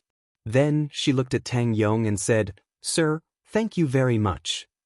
"You're welcome." Tang Yong smiled and replied. After the air stewardess left, Tang Yong looked at Jiang Shangxin, who had cast her gaze out of the window again. He said, "Can't bear to leave this city?" "I'm not in a good mood, you don't have to talk to me." Jiang Shangxin said coldly, "I know that you mean well, but I feel sorry for brushing off your enthusiasm. Also, I feel very tired." Tang Yong rubbed his nose awkwardly and said, "I'm sorry, I just want to sit together with you. Furthermore, we are going to Paris together. We can talk to each other on the journey, and we can also be friends when we reach Paris." "Thank you," Jiang Shangxin said. Tang Yong knew that Jiang Shangxin wasn't willing to talk, so he took out a newspaper from the back pocket of his seat and started reading it. Lu Jiang stood at the entrance of the airport and took out his cell phone from his pocket to make a call. Has Shangxin left? Li Yun's voice sounded from the other end of the line. She has left. Lu Jiang replied. Miss is not in a good mood. There was silence on the other end of the line.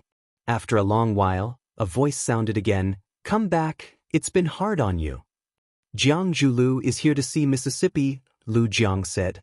Although he was a spy that the Jiang family had arranged to be by Li Yun's side, Li Yun was also clear about his identity. However, he still had to fulfill his role as the chairman's chauffeur before everyone fell out with each other. Jiang Zhulu? Li Yun's voice was obviously raised, and her tone was a little sharp. What is he doing there? He said that he wanted to say goodbye to Mississippi. I wasn't in the car, so I don't know what they talked about. You mean that he didn't see Shangxin at the airport? At the entrance of the expressway to the airport. Lu Jiang replied. There was silence on the other end of the line again. After a long time, a crisp cracking sound could be heard. Li Yun hung up the phone. Obviously, Jiang Zhulio's actions had infuriated Li Yun. Lu Jiang kept his cell phone. Just when he was about to walk toward the parking lot, a man hurriedly walked toward him from behind. Lu Jiang's sense of danger was extremely strong, and his first reaction was to dodge to the side of the road. Swoosh! A cold object flew to the back of his neck. When he reached out to touch it, he felt a sharp pain on his neck, as if it had been pricked by a needle. This is Beast Snake. A hoarse and weird voice sounded beside his ear. He turned around, but did not see anyone. When he turned around again, a dark and skinny man wearing a black tracksuit and a hoodie was standing in front of him. Its mouth is like a needle, so it can't eat meat. It only likes to drink blood. The dark and skinny man stared at Lu Jiang fiercely. Of course, when it drinks blood, it naturally has to stab its long mouth into your flesh. If you don't get the antidote within an hour, you will bleed to death from all your orifices. Who are you? Lu Jiang asked fiercely. He reached into his pocket for his gun. Before you take out your gun, you might as well look at your palm first. The dark and skinny man said. He knew what Lu Jiang wanted to do. Lu Jiang opened the palm of one of his hands, and countless fine red spots appeared on his palm. Those red spots appeared at a speed that was visible to the naked eye. Very quickly, his palm was filled with red spots, and they spread toward his arm. What is this? Lu Jiang asked anxiously. Beast snake spots. The dark and skinny man smiled and said, Beast snakes are very narcissistic. They like to turn their food into the same skin color as themselves. Oh yes, they are still lying on your neck and refuse to come down.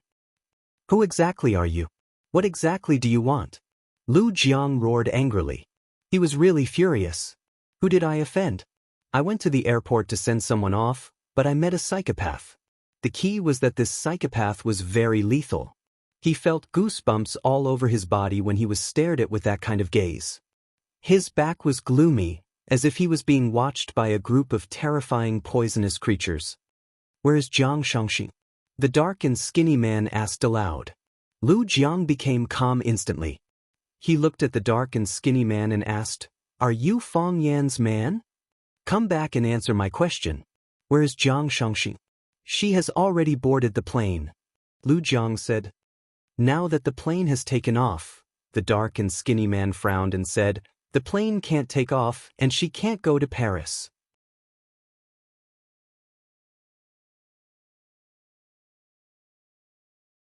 Chapter 555. I'm sorry to inform all of you that the plane cannot take off due to air traffic control. Whoosh! There was a commotion in the cabin. Why is it air traffic control again? Who can tell me what is air traffic control?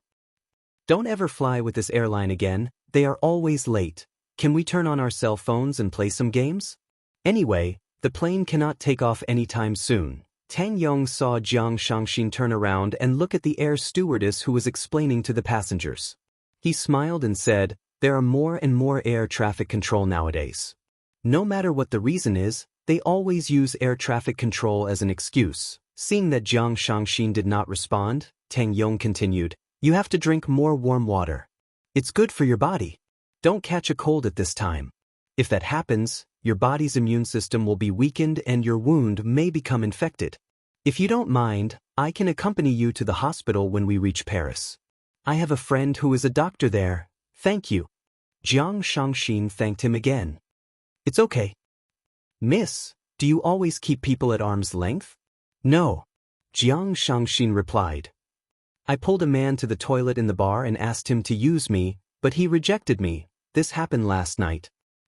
Tang Yong felt that there was no way to continue this topic. The man beside her stopped hitting on her and Jiang Shangxin finally got the peace that she wanted. She thought about her father's tragic death, her mother's heartlessness, her husband's viciousness, and the huge and fickle family. At this moment, Jiang Shangxin's heart was as cold as ice. She felt that she was an orphan who was being abandoned by the whole world. As Jiang Shangxin was in the first-class cabin, the service she received was different. A stewardess rushed over and said, Miss, please wait for a moment, the plane will take off soon, would you like something to drink? No need. Jiang Shangxin replied. Thank you. Jiang Shangxin asked for a blanket from the stewardess and got ready to lie down and rest. She did not sleep last night and encountered such an incident early in the morning. She felt extremely exhausted. Sir, what's the matter? Sir, you can't go in. The voice of the stewardess came from the door. I'm sorry, I'm looking for someone. Please make an exception, I'll leave soon. A familiar man's voice rang out. Shangxin widened her eyes in disbelief and stared at Fang Yan, who had appeared at the cabin door with a smile on his face. Jiang Shangxin's mouth moved and she wanted to say something. However, her eyes revealed her emotions first. Large drops of tears rolled down her cheeks as if something was stuck in her throat. Jiang Shangxin had never thought that there would be a man who would still think about her and be willing to do such a thing for her when her husband and mother had abandoned her. In order to keep his departing girlfriend, a man used all kinds of methods to delay the plane and then ran to the plane to confess in front of countless passengers. Wasn't this a classic scene in idol dramas? Fang Yan walked toward Jiang Shangxin step by step. Smiling, he asked, I'm not late? This made Shangxin's tears flow even more rapidly. Unable to speak, she could only shake her head to express her feelings. Follow me back. Fang Yan reached out his hand to Shangxin. Jiang Shangxin wiped her tears with her sleeves but did not agree to Fang Yan's request. I spent so much effort to chase after you. You won't reject me, right? Fang Yan smiled and said, There are so many people watching, how embarrassing would that be for me? Let's go, follow me back. We're not going to Paris. Jiang Shangxin was hesitant. What was the meaning of going back with Fang Yan? What was her relationship with Fang Yan? Would Fang Yan be able to provide her with a safe harbor? Furthermore, if she went back, what would Jiang Jialing think? What would Jiang Zhulu think? How would they treat her? Would they make things difficult for her mother? No matter how cold she was to her, she was still her mother. She was her only family member in this world. Fang Yan had already attracted everyone's attention the moment he appeared. When he reached out his hand to Jiang Shangxin, everyone's gaze became interested. It would be a good thing for them to watch a romantic drama when they were flying. Seeing that the female lead, Jiang Shangxin, was hesitant, the audience automatically played the role of a minor character in an idol drama. Everyone shouted together, Follow him, follow him, follow him. All the passengers on the plane were shouting, and the shouts were getting louder and louder. Even the captain opened the cockpit door and looked over. Jiang Shangxin wiped her tears with a tissue and looked at Fang Yan with her red and swollen eyes. She said, Fang Yan, thank you, but I can't go back. Why can't you go back? Fang Yan smiled and said, If others don't care about your life, then don't let them control your life. The place you are going to is not a good place for you. Let's go, follow me back. Fang Yan, follow me back. Tang Yong looked at Fang Yan with an unhappy expression and said, What's wrong with you? She doesn't want to go back, why must you force her? Fang Yan glanced at Tang Yong and said, I didn't force her, I just wanted her to have another choice. She has already made her choice. She doesn't want to go back. Tang Yong said with a gloomy face.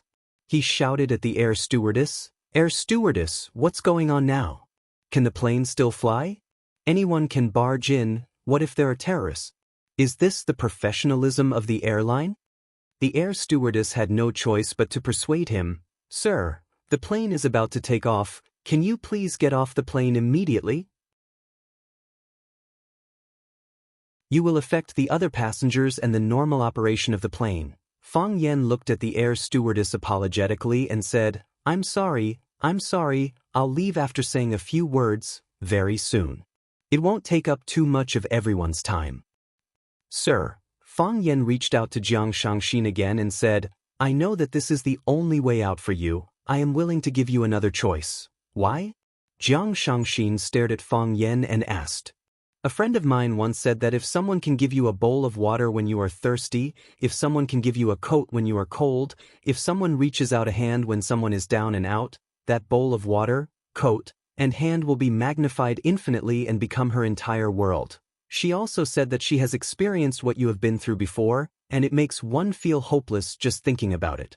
Therefore, she felt that I should take a step out and not wait for a pitiful woman to walk back on her own. Therefore, I rushed over to look for you. Jiang Shangxin's eyes teared up again and she said, That woman, is she Lu Chaoga? Fang Yan nodded and said, She is my friend and also a very great woman. I think that if there is a chance, the two of you will definitely become friends. Jiang Shangxin nodded and said, She does understand me, you don't know how touched I was when you appeared at the cabin door, but Fang Yan, I can't go back. I can't only think about myself, I have to think about my family. She hurt me and protected me at the same time. I can't make her situation more difficult. I understand your concerns, but have you thought about it? When you reach Paris, who will guarantee your safety? Jiang Shangxin stared at Fang Yan with her eyes wide open and said, What do you mean? How was this possible? She had already agreed to go to Paris and agreed to leave the familiar environment and life. She had even made up her mind to never return. Why were they still unwilling to let her go? Fang Yan sighed softly and said, No one will believe a woman who has a change of heart. Since they have made the decision to let you leave, they must already know what happened in the bar, right? Jiang Shangxin remained silent. Of course they knew. If they didn't know, why would they be in such a hurry to chase her out of Huaqing and to France? Trust me one more time, just like last night. Fang Yan smiled gently and reached out his hand to Jiang Shangxin again. I know what kind of people they are, I know them better than you. Jiang Shangxin was tempted. Looking at Fang Yan's eyes, she couldn't help but want to reach out her hand. You idiot, she already said that she doesn't want to go back, what right do you have to threaten her? Tang Yong shouted angrily and raised his hand to slap Fang Yan's arm. Fang Yan used the little dragon catcher hand to counterattack, but he didn't expect Tang Yong to dodge it. Fang Yan reached out again and Tang Yong actually punched Fang Yan's face. Bam! Fang Yan stabbed Tang Yong's eyes with his fingers like knives. Tang Yong's face was full of fear, but he didn't dodge it. He gritted his teeth and waited for Fang Yan's attack. If Fang Yan dared to hurt someone on the plane, he would be taken away by the air traffic police as a terrorist. Fang Yan's fingers clenched into a fist, and then his fist lightly hit Tang Yong's chest. Bam!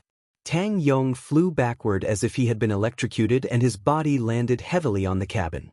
Fang Yan, Jiang Shangxin hurriedly stopped him and said, He helped me just now. Although Jiang Shangxin didn't like Tang Yong's interruptions and attempts to strike up a conversation, he didn't hate him either. Furthermore, he was the one who helped to bandage his wound just now.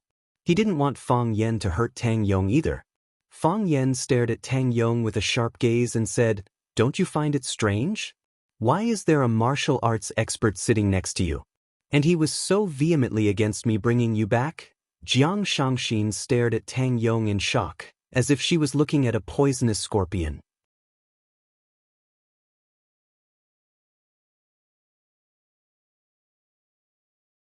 Chapter 556. Fang Yan's reminder was timely, but it was also fatal. Why did Tang Yong flirt with her again and again?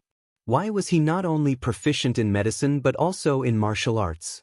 Why did he react so strongly when Fang Yan asked him to bring her back? Jiang Shangxi knew that this could be a coincidence, and she was willing to believe that it was. However, she knew that it was impossible. Being born in such a family, she clearly knew how to deal with disobedient children. Tang Yong was another undercover agent from the Jiang family, and his mission was to send her to Paris safely, just like her mother's chauffeur, Lu Jiang. However, what would happen after they arrived in Paris? Were they really going to take action against her? Jiang Shangxin's face turned pale, and she felt that it was difficult for her to breathe. She did not want to think of them in the worst way, but the facts that were happening in front of her made her feel like her beliefs were collapsing. Who are you? Jiang Shangxin stared at Tang Yong and asked. Tang Yong stared at Fang Yan fiercely and said, Who am I? I am just a stranger who pitied you and wanted to help you. So what if I know martial arts? Since ancient times, medicine and martial arts have always been inseparable. I learned medicine from my father, so I naturally learned some martial arts. This is the first time I heard that doing good deeds is also a form of conspiracy. Tang Yong looked at Jiang Shangxin with pity and said, Miss, I checked the wound on your hand just now. Someone bit you, right? Who would do such a disgusting thing? That is a pervert, that is a lunatic. He has already treated you this way, how can you still believe his sweet words? If you go back with him, what if he treats you like this again? What if he does something even more cruel to you? Fang Yan had already noticed the bandage on Shangxin's hand, but he did not know what kind of wound it was or what caused it. He thought that Jiang Shangxin was accidentally injured because they were too crazy in the bar last night. After all, Jiang Shangxin had not come out of the ladies' toilet when he parted ways with her. He was not sure what happened after that. Now that he heard Tang Yong say this, he realized that there was more to it than meets the eye. Jiang Shangxin was bitten by someone? Moreover, the guy in front of her with bad intentions wanted to push the blame to her. Fang Yan was furious. I'm not a dog. Why would I bite people? There was a tinge of doubt in Jiang Shangxin's eyes. Could it be that Tang Yong wasn't a spy that the Jiang family had arranged around her? Just as he said, he was just a stranger who wanted to help her. Jiang Shangxin was a top-notch beauty. She would often receive compliments from others or selfless help from some men. It wasn't entirely impossible for such a thing to happen. Jiang Shangxin looked at Fang Yan and then at Tang Yong. She didn't know what choice she should make next. The stewardess was a little anxious. She stood next to him and urged again, Sir, the plane is about to take off. Please get off the plane immediately. Otherwise, we will have to call the police. Disrupting flight safety was a serious crime. Fang Yan really didn't want to be taken away by the airport police. As such, he reached out to grab Jiang Shangxin's arm. Get off the plane with me first.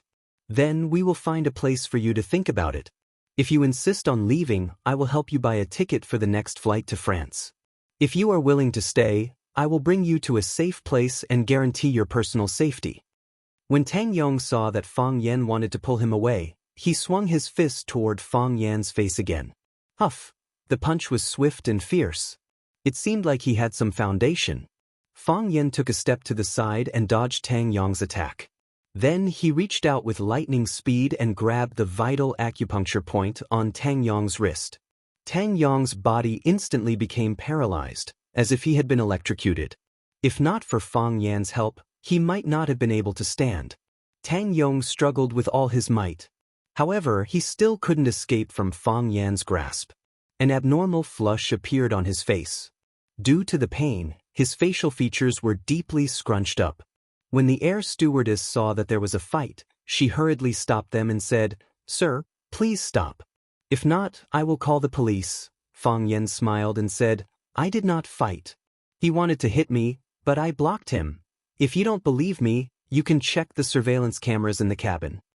Of course, no matter what the other party's motive was, Fang Yan would not tangle with a small fry like Tang Yong. He let go of Tang Yong's arm. Tang Yong's body fell to the ground as if he had contracted osteochondrosis. Sir, a few air stewardesses ran over to help Tang Yong up. Fang Yan grabbed Jiang Shangxin's wrist and said in a tough manner, Get off the plane with me. Then he pulled Jiang Shangxin and walked out of the plane. Oh! The passengers on the plane cheered and applauded as if they had just witnessed the prince killing the evil dragon. The air stewardesses helped Tang Yong back to his seat and asked with concern, "Sir, are you all right?" "I'm fine." Tang Yong flung the air stewardess's hand away with a bad attitude and ran out of the cabin behind Fang Yen. After running for a few steps, his knees gave way and he fell to the ground again. What he did not know was that when Fang Yen grabbed the Jinlan acupoint on his wrist just now, he had used a small amount of force and destroyed the energy in his body. Once the energy in his body collapsed, it would be very difficult to gather energy. In the future, it would not be easy for him to even walk like a normal person, let alone practice martial arts. Perhaps Jiang Shangxin still had some doubts about Tang Yong's identity, but Fang Yen already knew the man's motive the moment he saw Tang Yong. His own kind understood a man the best. Tang Yong could not continue chasing after Fang Yen. He hurriedly took out his cell phone from his pocket and dialed a number. He said anxiously. Fang Yen snatched him away. "Idiot!" The man on the other side of the phone roared angrily. The air stewardesses came over to help Tang Yong up again. Tang Yong did not reject them and only asked them to send him off the plane. Now that his target had disappeared, there was no reason for him to go to Paris. Fang Yen dragged Jiang Shangxin's hand and rushed all the way to the resting area of the arrival hall. It was a little strenuous for Jiang Shangxin to run in her high heels. She only looked at Fang Yen after she had sat down on the sofa in the VIP room and asked, "Will there be any trouble?" Fang Yen said with absolute certainty, "If you go to Paris, then there will really be trouble." Jiang Shangxin stared at Fang Yen with bright eyes and bit her lips. She remained silent for a long time. Fang Yen looked at the wound on her finger and asked, "Jiang Zhulu was here?" "How do you know it was him?" Jiang Shangxin asked. Then she laughed bitterly and said, "That's right, who else could it be other than him? Jiang Zhulu is like a mad dog now. Are you all right?" Fang Yen asked. "I'm fine." Jiang Shangxin shook her head and said, "Thank you to the man just now, he was the one who helped me bandage it. I know that he is the person who arranged for the Jiang family to be by my side, but I still don't want to believe it. I really don't want to think of human nature in such a dirty and despicable way." Fang Yen nodded and said, "I'll help you take a look when we get back. You don't have to say anything, calm down and think about it, stay here or go to Paris. Tell me when you have an answer." After he finished speaking, Fang Yen took out a newspaper and read it seriously. Jiang Shangxin looked at the way Fang Yen read the newspaper attentively and couldn't help but be entranced. Jiang Shangxin asked. "Why what?" Fang Yen asked without raising his head. "Why did you save me?" "I remember that I already told you the reason on the plane," Fang Yen said. "Was it just because of sympathy? Did you misunderstand that I like you?" Fang Yen was shocked. "No, don't think too much. Really? Not even a little bit? You'd better go to Paris." In the end, Jiang Shangxin decided to go back with Fang Yen. Just like what Fang Yen had said, she didn't need to let people who didn't care about their lives control her life. More importantly, her life wouldn't be guaranteed if she went to Paris. Everything was full of uncertainty when one was in a foreign country. If she was attacked on the streets or robbed, she would lose her life. If she stayed in the country, at least Fang Yen would be able to protect her. At least she still had Fang Yen to rely on. Life was like a dream, unpredictable and unpredictable.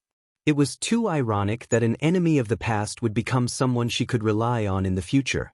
When Fang Yen drove Jiang Shangxin back, a black Volkswagen SUV followed closely behind them. Fang Yen took a look at the rearview mirror and said, "They caught up with us."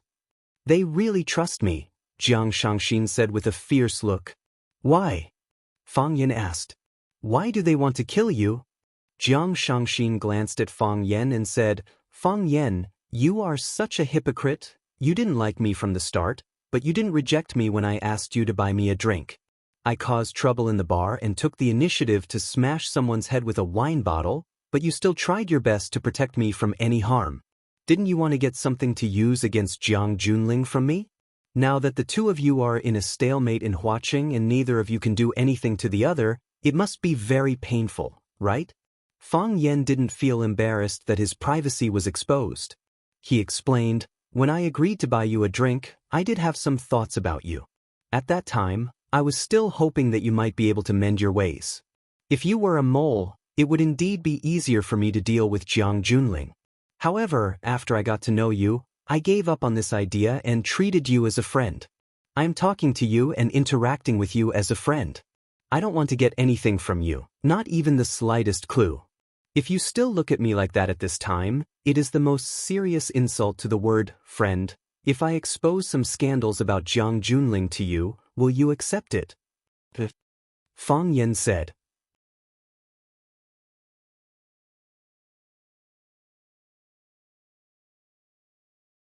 Chapter 557. Accept. Of course he had to accept. Just like what Jiang Shangxin had said, the reason why Fang Yan tried so hard to please Jiang Shangxin, treated her to drinks, helped her fight, and even allowed her to touch his body, wasn't it because he wanted to get some juicy information from her? Now that he had come back to his senses, a promiscuous woman was more valuable than gold. Strange, why did the word promiscuous sound so weird when it was replaced with promiscuous woman? Could it be that a woman could not turn back after doing something wrong, or could it be that there was no turning back? Jiang Shangxin was willing to give Fang Yan some juicy information about his old rival, Jiang Junling, which made Fang Yan very happy. Jiang Shangxin sneered and said, "Don't you think that I am insulting you now? We are already friends. If you still hide things from your friend, that is the most serious insult to the word friend." Fang Yan turned the car onto Kunshan Road and sped toward the city. The Volkswagen behind him sped up at the same time and followed closely behind the BMW. After a period of delay, it was already 9 o'clock in the morning. The cool breeze stopped, the fog dissipated, and the veil in the sky was lifted. The red sun slowly rose into the sky, giving off a lazy glow. The number of cars on the road gradually increased, and even the suburbs of Huaqing began to glow with vitality. The Volkswagen continued to speed up until it was about to overtake the BMW that Fang Yan was in. The car windows were opened, and the pitch-black muzzles were aimed at the BMW. Fang Yan didn't expect them to dare to make a move on the main road, and he didn't expect them to use guns. "Sit properly," Fang Yan shouted anxiously. As he warned Jiang Shangxin, he took the initiative to drive the BMW toward the Volkswagen beside him. Crash! The right side of the BMW hit the body of the Volkswagen. The Volkswagen couldn't bear the weight, and the front of the car lost its balance and swerved left and right. The body of the car also moved to the side. Bang, bang, bang, someone fired continuously. One of the bullets hit the rear of the BMW, and more bullets flew out. Fang Yan increased the distance between the two cars, then he started the car again and hit the Volkswagen. Pung! The body of the Volkswagen caved in, and the car let out a roar as it moved towards the edge of the road. Fang Yan. He leaned Shangxin's body against the seat and gripped the seatbelt tightly. Every time Fang Yan hit her, it made her dizzy. She was sitting on the side of the impact. If the car broke or disintegrated, she would be the first victim. Perhaps before Fang Yan killed the killer in the Volkswagen, he would have killed her first. "Sit still and don't move, it'll be fine." Fang Yan comforted her.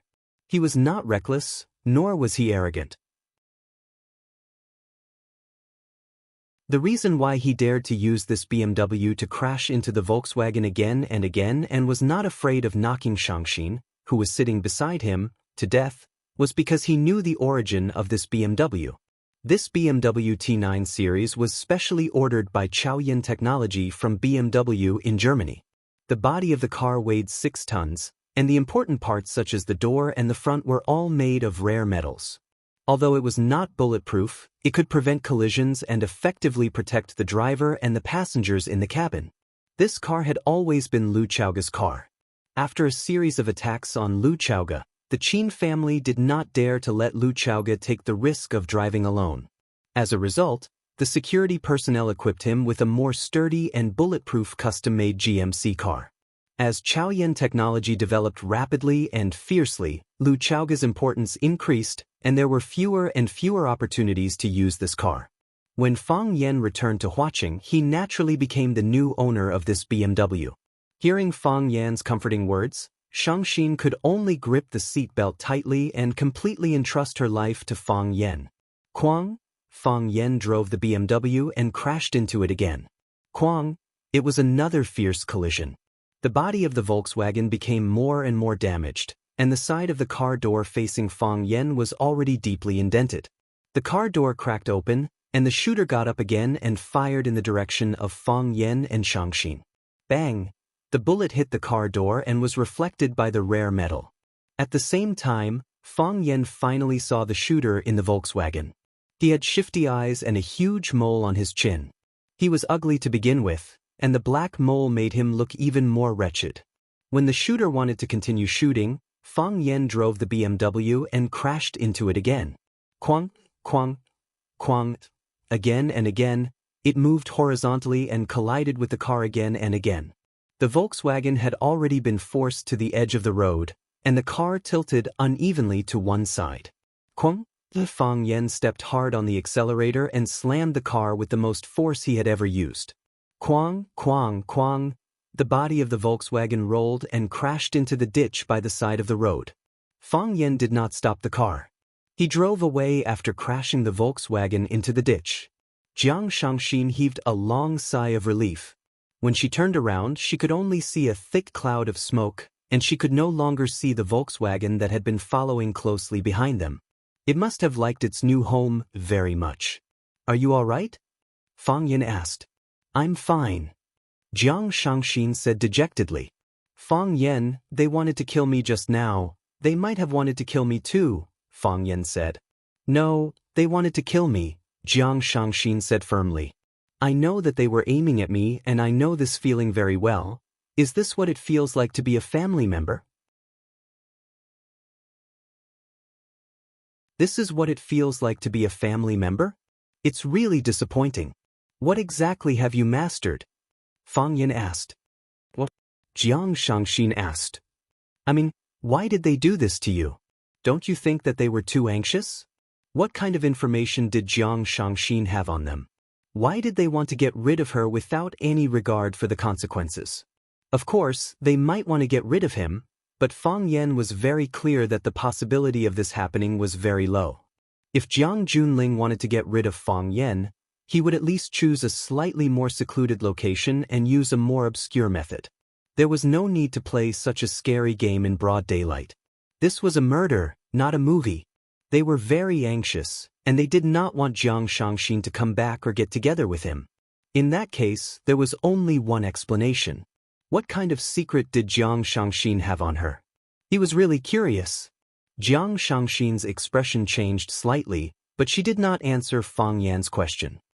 Even if they don't like you, even if they don't want to see you get together with me, they don't have to make it so obvious.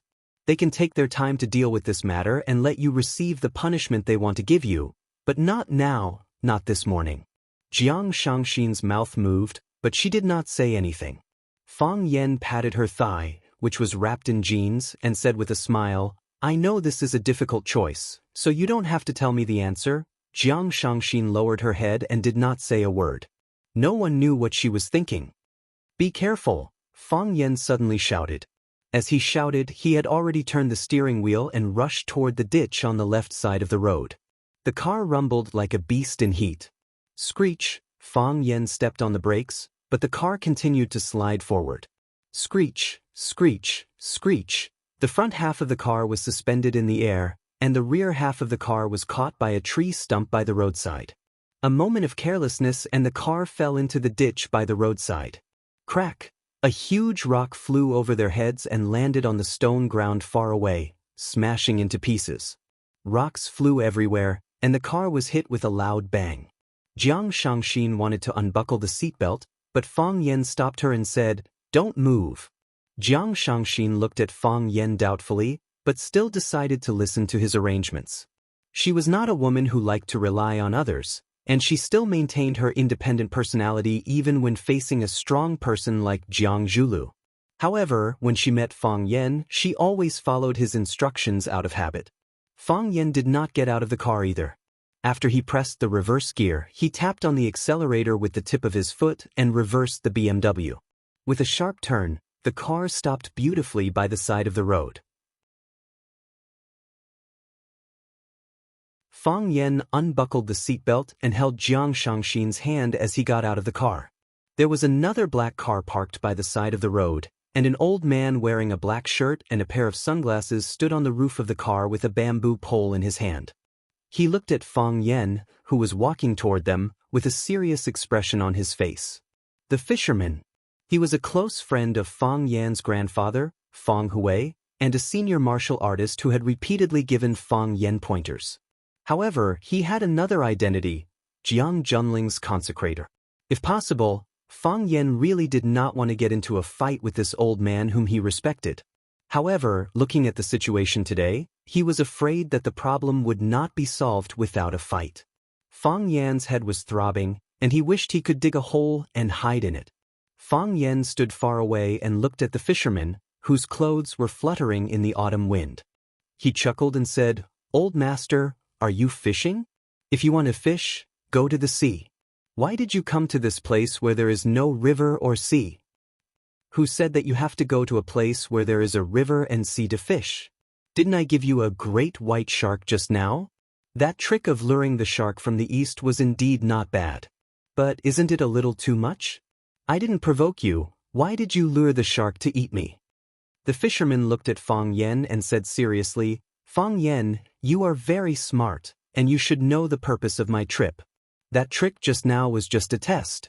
If you don't cooperate, the next shark will swallow you." "I know what you want." Fang Yen said angrily, "Fine, I promise you. Let her leave, and I will stay to accompany you."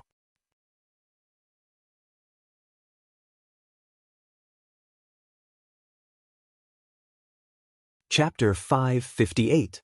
The fisherman's face darkened, and he almost fell off the roof of the car due to Fang Yan's anger. "The person I want is Jiang Shangxin, and the person I want to bring back is also Jiang Shangxin. Why should I keep you here? What do you mean by, you know what I want? If you really knew what I wanted, would you still say such stupid words that made me want to beat you up?"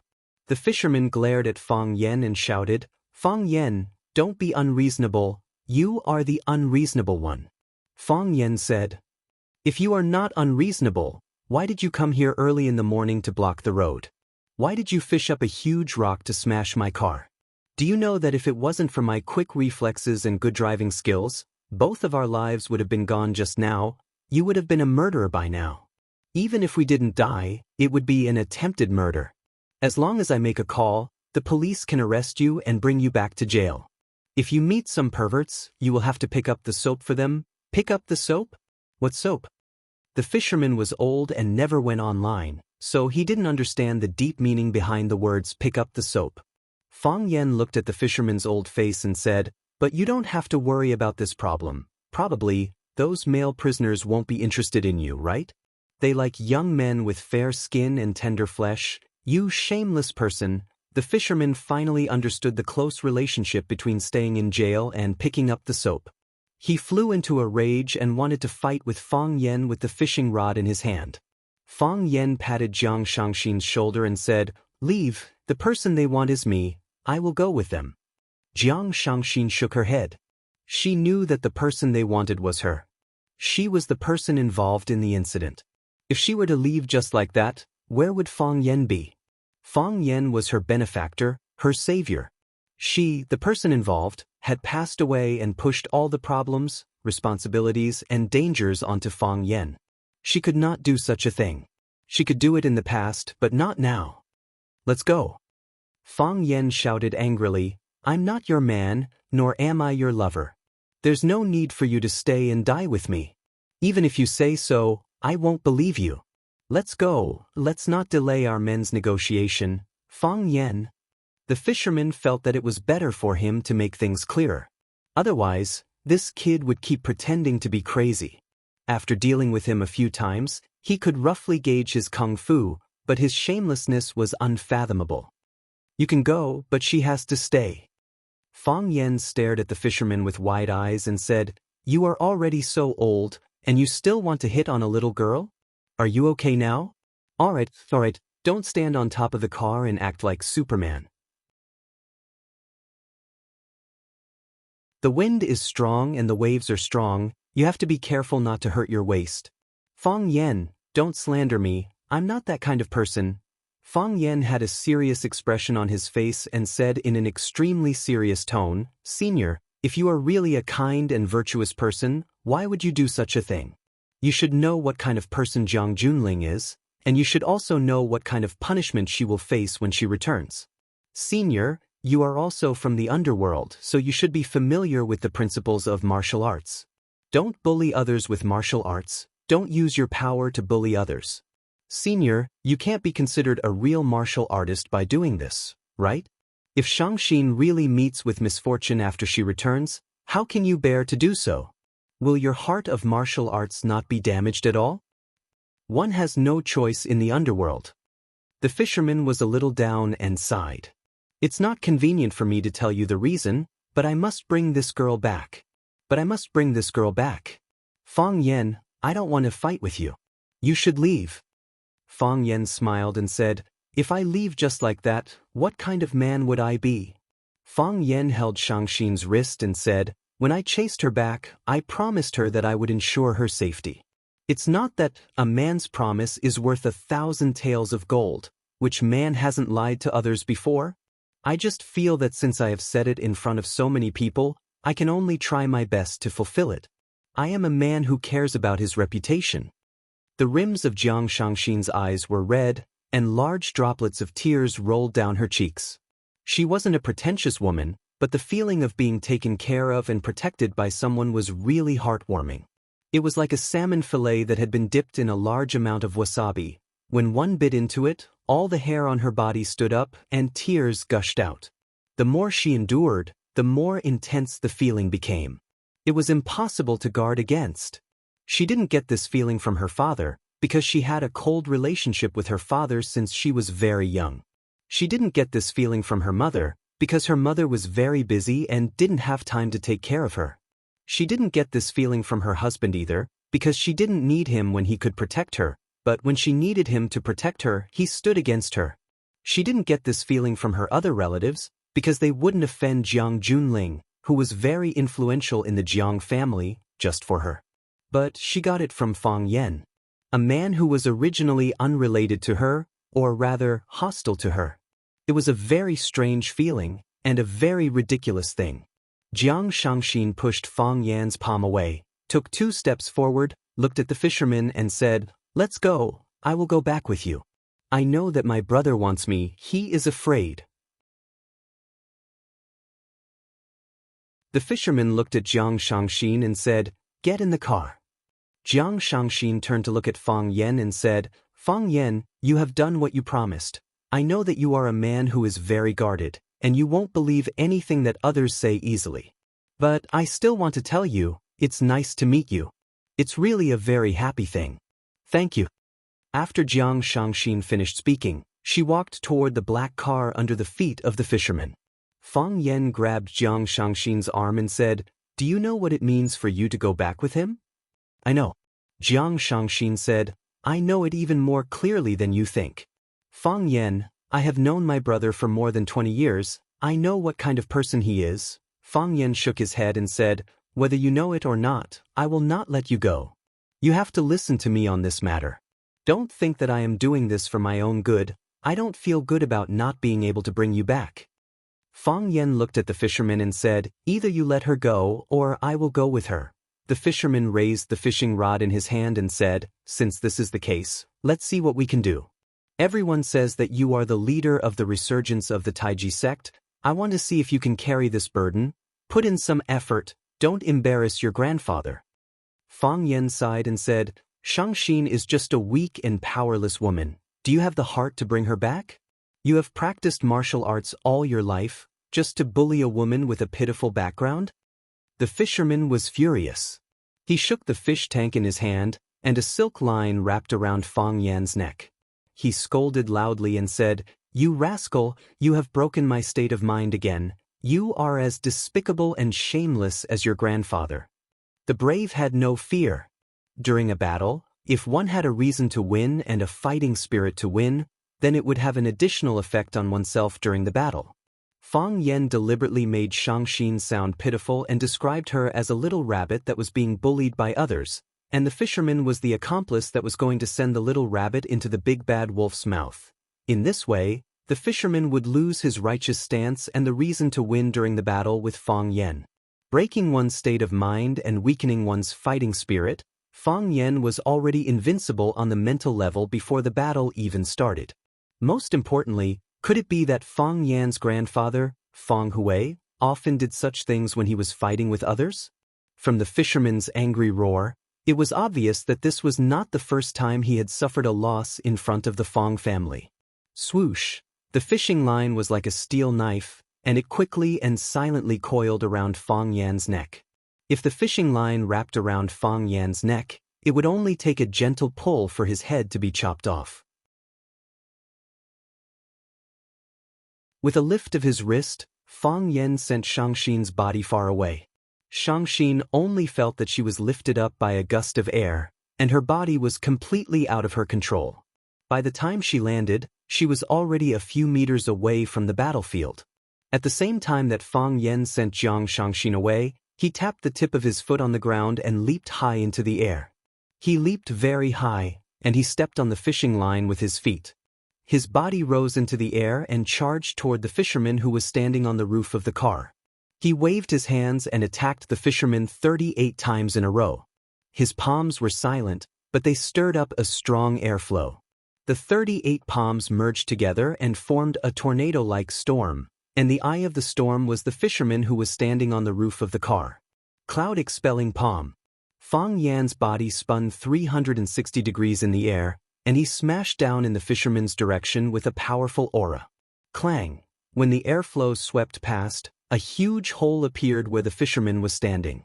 The entire roof of the car sank into the car, and the driver wanted to escape, but he was stuck between the car doors. However, the real target of the attack, the fisherman, was nowhere to be seen. Bam! When Fang Yan landed on the ground, he looked at the fisherman who was hanging upside down on the tree by the roadside. You are so young, but you can summon clouds and rain with a flip of your hand. You can create a storm in an instant and destroy everything. Not bad at all. The fisherman's expression was solemn, but there was a sense of gratification in his tone. He said, I don't have any grandchildren. Old man Fang has been arrogant all his life, but it's worth it to have a grandson like you.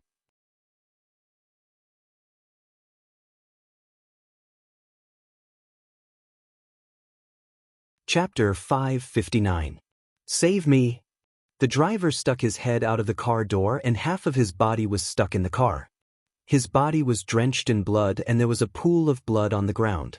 He must have been injured somewhere. He screamed and waved to Xianxia for help. There were only 4 people present: Fang Yan, the fisherman, Xianxia, and the driver. Fang Yan was fighting with the fisherman and could not be distracted to save him. He could only place his hopes on Xianxia. Xianxia looked at Fang Yan in a daze and did not notice the driver's cry for help.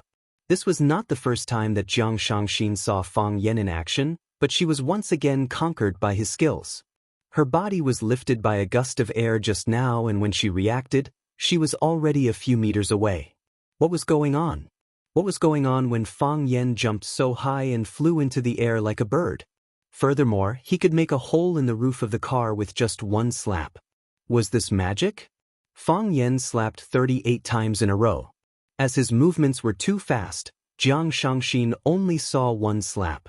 In the eyes of the bystanders, the truth was that Fang Yan slapped the roof of the car and it sank into the car. Xianxia was not stupid.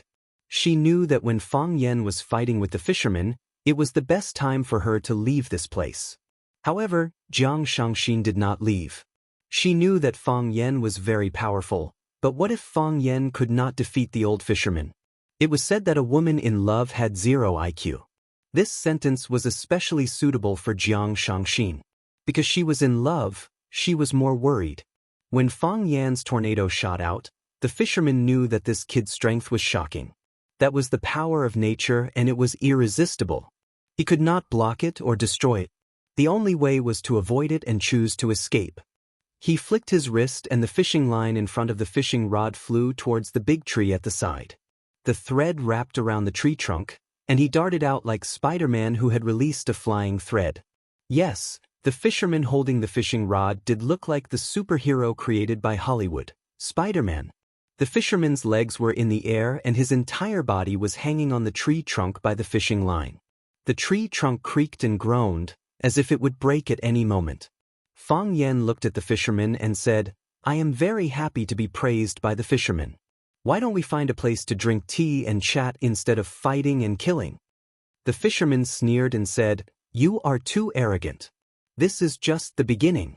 It's not even a warm-up and you're already thinking of running away? I'm not trying to escape. I'm just afraid that I'll hurt you."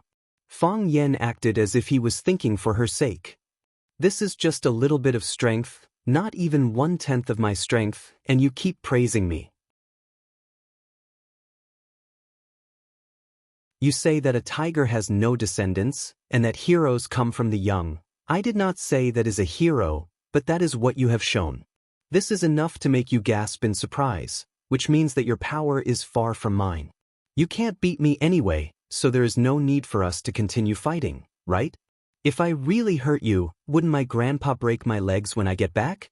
"You sharp-tongued brat," the fisherman shouted angrily. "There is no need for your grandpa to break your legs. I will break your legs right now."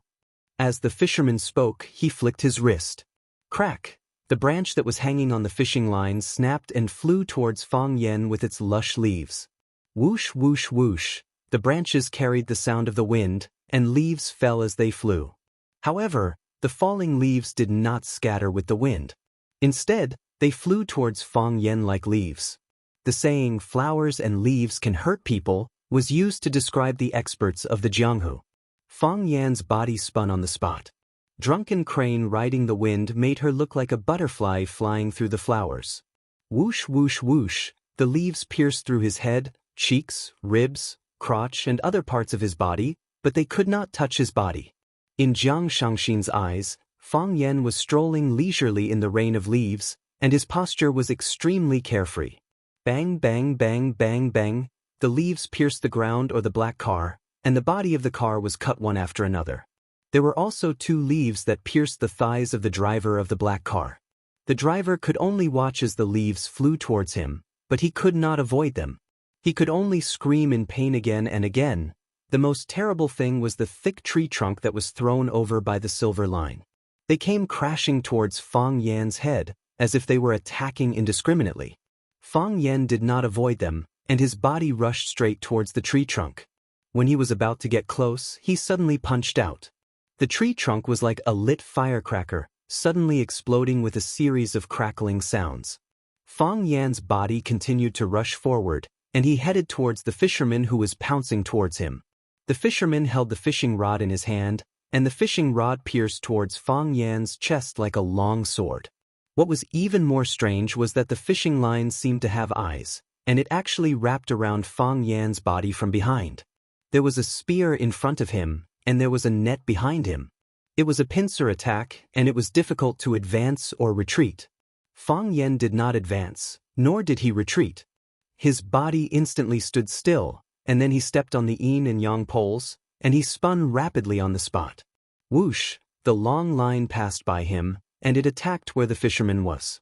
The fishing rod in the fisherman's hand carried the faint sound of wind and thunder. It was not a long sword, but it had a murderous intent. The bamboo rod in the fisherman's hand trembled nonstop, as if it was too old to exert any strength. The spiritual snake flicked its tongue. Fang Yan's eyes, glabella, mouth, throat, chest, and abdomen were all the targets of the fisherman's attack. If he was slightly careless, he would be stabbed to death. Fang Yan's charging speed did not decrease, and his footsteps were still steady and firm.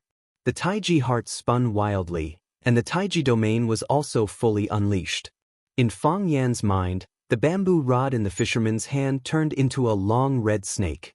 The snake's head shook nonstop, but the snake's tail did not move. Hit the snake where it hurts. Fang Yan slashed his palm over. Gotcha! The snake's head was cut off, and the bamboo rod broke into 2.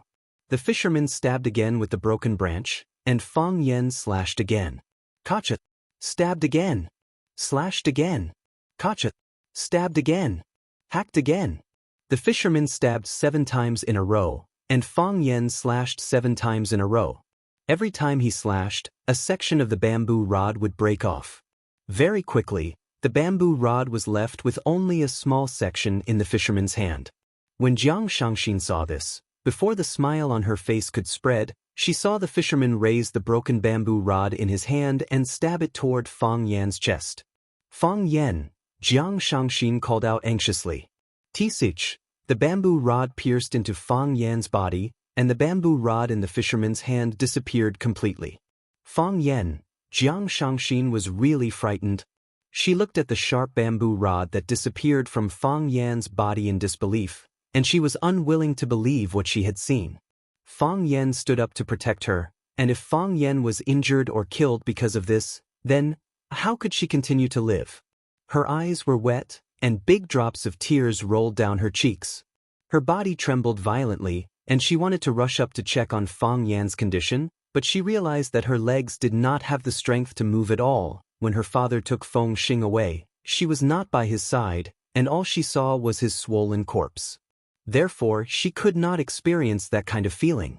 Now, Fang Yan had died in front of her, and this kind of feeling was really heart-wrenching. The fisherman's attack was successful, and he took a step back. Fang Yan stood where he was without moving. He looked at the fisherman and said, "You predicted this a long time ago?" The fisherman nodded and said, "I predicted that you could block 5 of my attacks, but I did not expect you to block 7. What about the 8th attack?" "There is no 8th attack," the fisherman said. "The first spurt of energy, the second weak, and the third exhausted. I could defy logic and practice until the 5th attack, and that was already my limit. If I can't kill someone with 3 attacks, then I'm an opponent.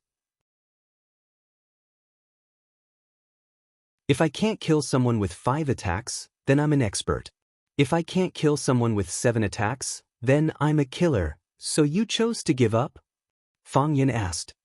"No, I only chose to let you attack." The fisherman looked at Fang Yan and said, "When I made the 8th attack, I thought you would counterattack. You have the heart of Tai Chi, you could clearly see the trajectory of my attacks.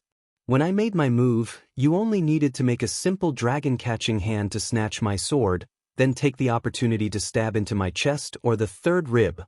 Unfortunately, you didn't do that." Fang Yan smiled and said, "I can't do that." "Why not?" "Because you are my grandpa's friend." Fang Yan said, "Although my grandpa always called you hanged ghost, I know that in his heart, you are his friend." The fisherman's face was sad, and he said, "What a pity, what a pity. There's nothing to feel pity about." Fang Yan comforted him. "You are alive. He is also alive. Isn't that worth getting you 2 drunk?" The fisherman laughed out loud. He patted Fang Yan's shoulder hard and said, "Well said. I'm alive, and he's alive. Isn't that enough for us to get drunk?" The fisherman looked at Fang Yan and said, "Brat, I've lost shamelessly, and I've lost wholeheartedly." Fang Yan pulled out the half of the bamboo stick stuck in his chest and offered it to the fisherman with both hands, saying, "Thank you for your guidance, Senior." The fisherman's 8th attack was also seen by Fang Yan, so he used the heart of Tai Chi to grasp its flow. When the sword came, Fang Yan's body shifted and used his arm to catch the half of the bamboo stick, stopping the fisherman's attack. "How could there be any guidance?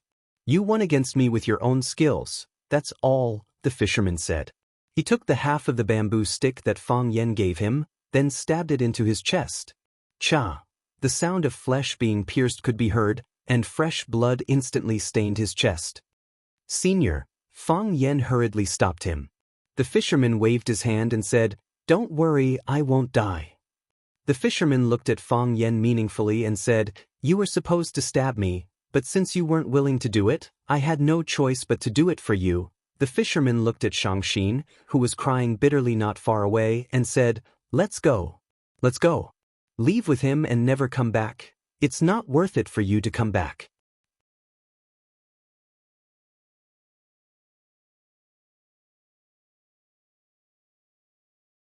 Chapter 560. In the old residence. In the small courtyard. The grass was green, and the shadows of the trees were dense.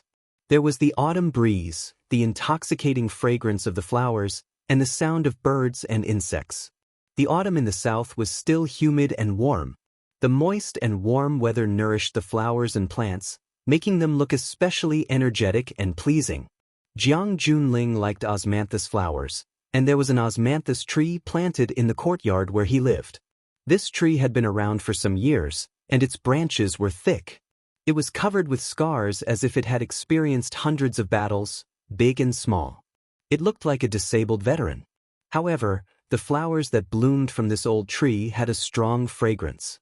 It was even more fragrant than the osmanthus tree in Jiang Junling's osmanthus courtyard in Yanjing.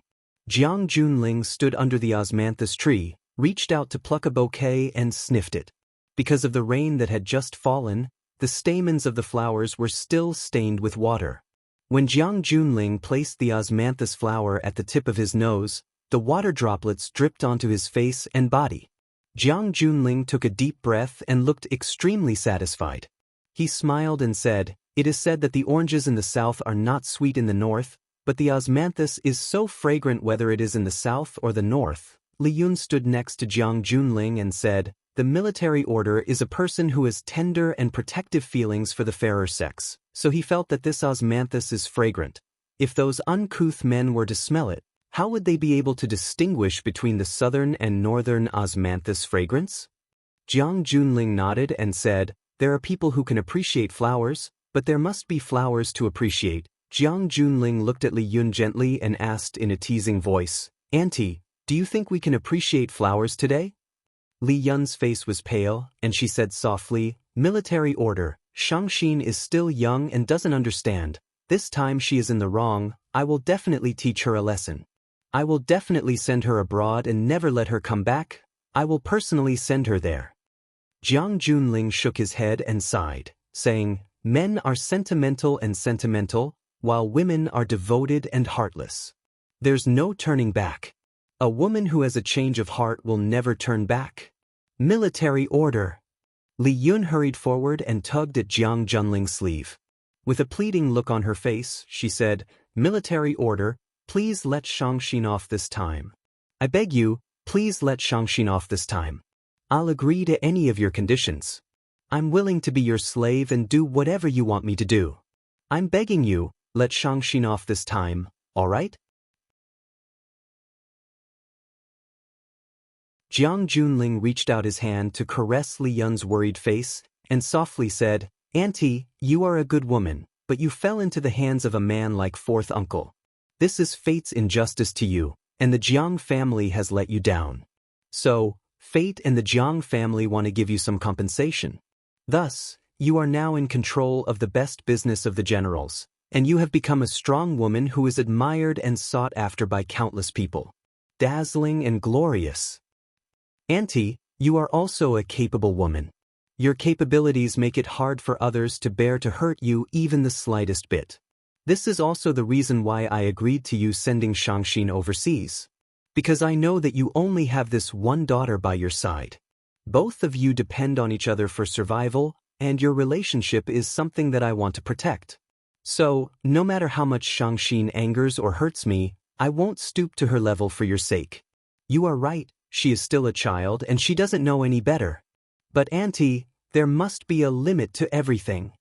Jiang Junling's fingers slid downwards, caressing Li Yun's face, neck, and finally stopping at her chest. Li Yun's body trembled violently, but she gritted her teeth and stood there with her chest out, allowing Jiang Junling to do whatever he wanted. "I should stop now that I'm here," Jiang Junling said. He reached out and rubbed the soft flesh on Xianxia's chest gently, saying, "If I continue, I will be crossing the line." Jiang Junling pulled his hand away from Li Yun's chest and said with a cold expression, "How can you cross the line?" Military order. At this moment, the wooden door of the courtyard was pushed open from the outside. The fisherman walked in with his hand on his chest, which was bleeding profusely. Half of his body was already stained red with blood. The two old men who were focused on playing chess on the eaves of the courtyard glanced in their direction, but immediately looked away. It was as if nothing in this world was more important than playing chess. Jiang Junling walked over quickly, looked at the fisherman with concern, and asked, "How did you get hurt so badly?" He then shouted at the man in black at the door, Why are you standing there? Hurry up and bandage the priest's wound. The group of people started to get busy, but the fisherman looked at Jiang Junling apologetically and said, "Eldest young master, I've disappointed you. I wasn't able to help you bring him back." Li Yun was slightly happy, but when she saw that Jiang Junling was looking at her from the corner of his eye, she quickly kept her thoughts to herself. "You're already injured to this extent, why do you still need to bring him back?" Jiang Junling smiled and comforted her. "Don't worry, just focus on recuperating. We'll go and find him after you've recovered." "I wasn't injured by anyone," the fisherman said. "Then how did you get injured?" "I injured myself," the fisherman said honestly. Jiang Junling's face turned gloomy, and a murderous look flashed across his eyes. His expression twisted, and he sneered, "What does priest mean by this? You're worried that you can't explain yourself, so you resorted to this trick? Am I, Jiang Junling, so petty that I'm not trusted by priest?" "Eldest young master, you've misunderstood," the fisherman said. "I attacked with all my might, but he blocked 7 of my attacks. I stabbed the 8th time, but he could hurt me, but he didn't. So, I stabbed myself with a sword. I stabbed myself on his behalf." Jiang Junling's expression softened a bit, and he said, "He's also someone who knows how to buy people's hearts. He did something like this because he wanted you to remember his favor. If he didn't hurt you, then he wouldn't have hurt you, so why did you have to stab yourself? Why did you make yourself so bloody? Elder you, take care of yourself." "I'm sorry about this, eldest young master," the fisherman said. "Violated the vow we made back then." Jiang Junling waved his hand and said, "I didn't save your family to make you work for me. I told you a long time ago that if you wanted to, you could stay by my side and help me. If you didn't want to, you could always go back and live out your remaining years. Why would I hold on to such a small matter from back then? Not to mention, I'm in the wrong here. I know your relationship with the Fong family, but I still asked you to go out and bring people. Isn't that putting you in a difficult position?" "Eldest young master," Jiang Junling waved his hand and said, "All right, that's enough. Talking hurts your spirit, go back to your room and rest. I'll get someone to send you some tonics. Rest well and put aside all other matters for now." The fisherman bowed deeply to Jiang Junling, turned around, and walked out of the courtyard. Jiang Junling stared at the fisherman's hunched back, and a cold look flickered in his eyes. Li Yun noticed the General Ling's hand. The fresh and delicate osmanthus flowers in his hand had been squeezed until juice flowed out. In the courtyard, the fragrance of the osmanthus flowers was even stronger. Jiang Junling threw the flower dregs on the ground, and Li Yun hurriedly took a towel and passed it to him. Jiang Junling wiped his hands and walked toward the house. He said, "Give Jiang Xianxia a call, and say, yes, say that you're being held captive." Military order. Jiang Junling suddenly turned around, smiled, and said, "You're not lying, I'm indeed prepared to do that." Fang Yan didn't bring Jiang Xianxia back to Lu Chaoga's villa. Although Lu Chaoga was full of sympathy for Jiang Xianxia's encounter, and she was also part of the reason why Fang Yan chased after someone with a speeding car early in the morning, the woman in the family was a tiger. One mountain couldn't accommodate 2 tigers, unless one was a male and the other was a female. Lu Chaoga wouldn't like Jiang Xianxia's arrival, nor would she like the arrival of any other woman. That was Lu Chaoga's home, and she was the absolute ruler of that family. She wouldn't wish for another person to challenge her authority. Just like how no woman would wish for her authority to be challenged by an outsider. Fang Yan pondered for a while and brought Jiang Xianxia to the Underground Research Institute of Chaoyan Science and Technology. This was a place that was both familiar and unfamiliar at the same time. Ever since he came here once 3 years ago, Fang Yan hadn't been here again. It was still the same inconspicuous signboard, the same inconspicuous courtyard, and the same small gray building. However, the small building today was no longer the small building from 3 years ago, and the Chaoyan Science and Technology today was no longer the Chaoyan Science and Technology from 3 years ago. 3 years ago, Chaoyan Science and Technology had just started. When Lu Chaoga said that she wanted to build a business empire for Fang Yan, it was like a laughingstock. However, 3 years later, with the help of the Rubik's Cube technology, Chaoyan Science and Technology's products were sold all over the country and even the world. Chaoyan Science and Technology's Little Flame had become one of the most valuable trademarks in Wuxia. The current Chaoyan Science and Technology was a business empire, and it was also a giant aircraft carrier that was hard to ignore. Jiang Junling was guarding Huaqing, but it was difficult for him to achieve anything. How much power did Chaoyan exert behind the scenes? Chaoyan had adopted a defensive measure that was loose on the outside but tight on the inside. There were only 2 men guarding the security booth at the entrance, but a violent force could be felt from inside the small courtyard. Fang Yan could sense the presence of those people, just as they could sense his arrival. Not only that, if there was a particularly dangerous enemy, the entire small courtyard would be enveloped by electric fences. No one could even think of escaping from the courtyard. The Qin family had attached enough importance to Chaoyan Science and Technology and had equipped them with their most advanced technology and defensive measures. Because they had informed Lu Chaoga in advance, the 2 of them didn't encounter any obstruction when they entered, other than confirming their identities at the entrance of the security booth.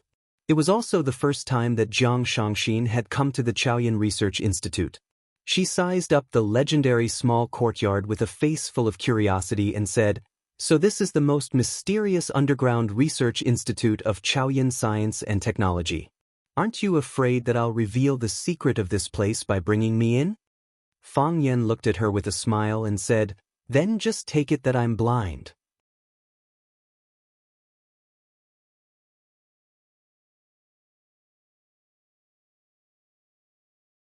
Chapter 561. Fang Yan was not at all worried that Jiang Shangxin would reveal the secrets that she had seen, because it was impossible for her to see any secrets. The Chaoyan Underground Research Institute was divided into 7 studios, and each studio had an elite team that worked closely with each other. These teams were responsible for the safety of their own products and the technical results. Not to mention an outsider like Jiang Shangxin, even the people in the Research Institute would not know about their research projects or the latest results as long as they were not part of the same team. All the team leaders were only responsible to one person, and that was the absolute king of Chaoyan, Lu Chaoga. Lu Chaoga reasonably distributed the sales to the Lan family, the Lu family, and the Qin family, so that they had no choice but to stand on the same side as her.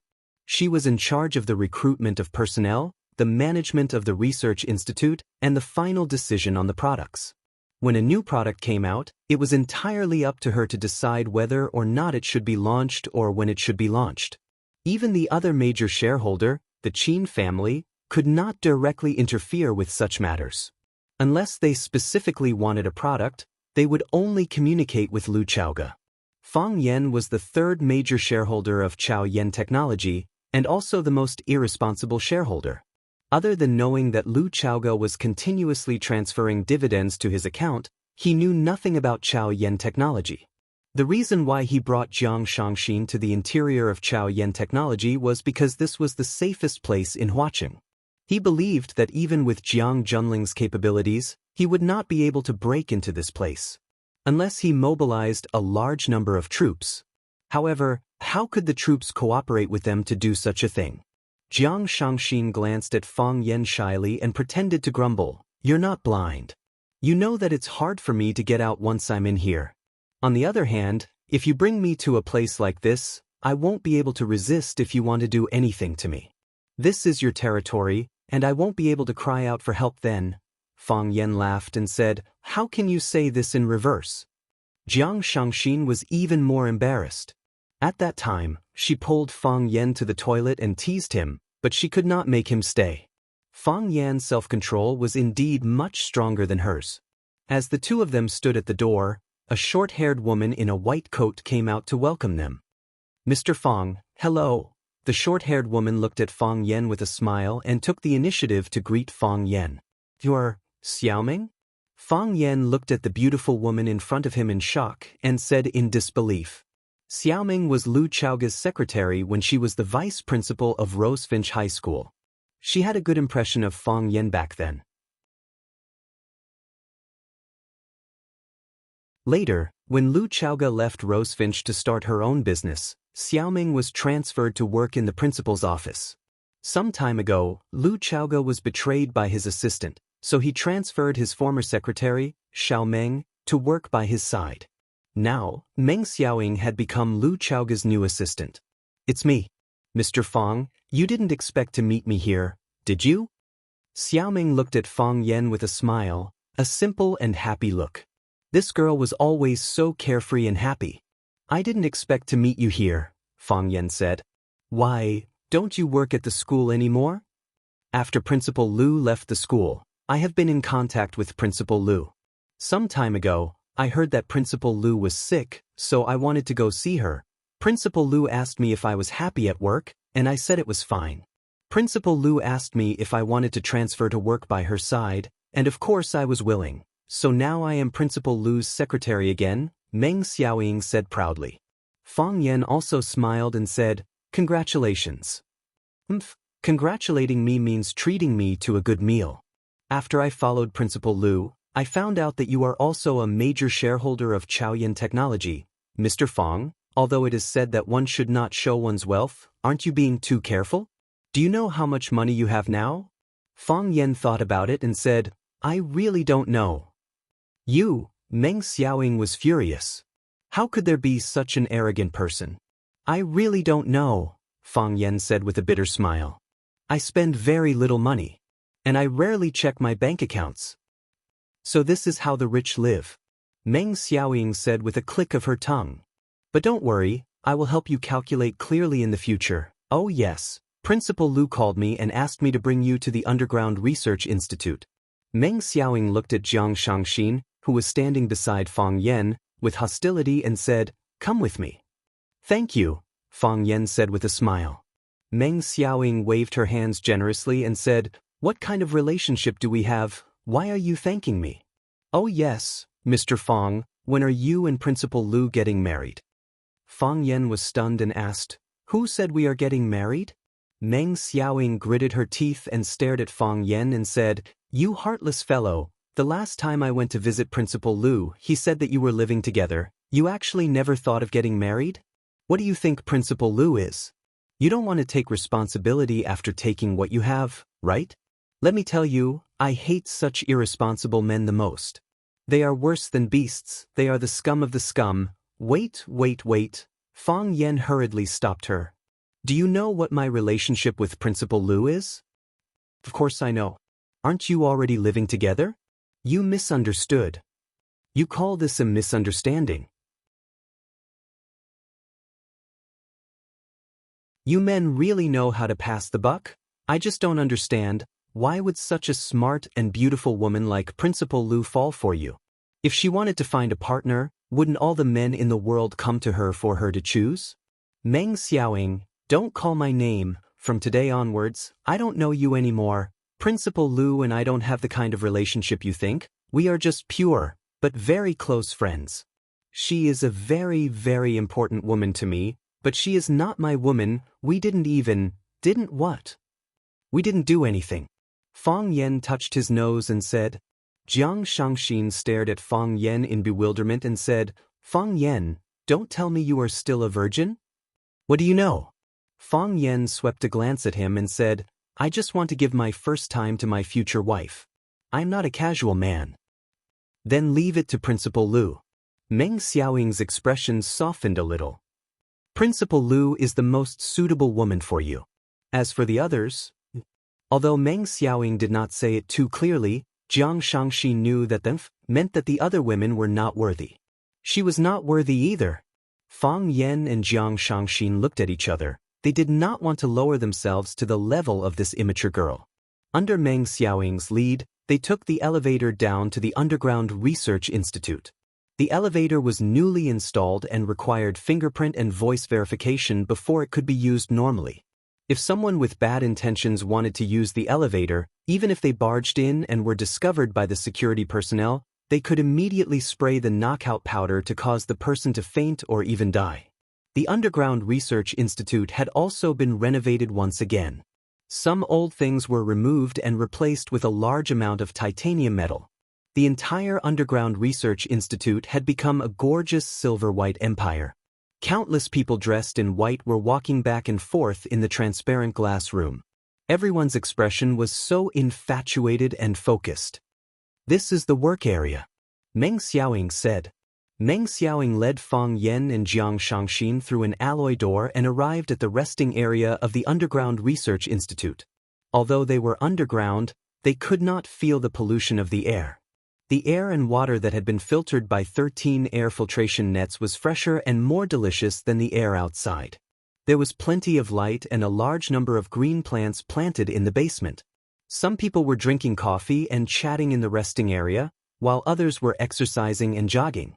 Everything was the same as the life on the surface. If you did not see it with your own eyes, you would not be able to believe that you were in the underground world at this moment.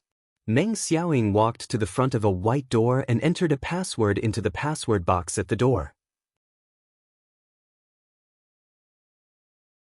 The electronic door slowly opened to both sides.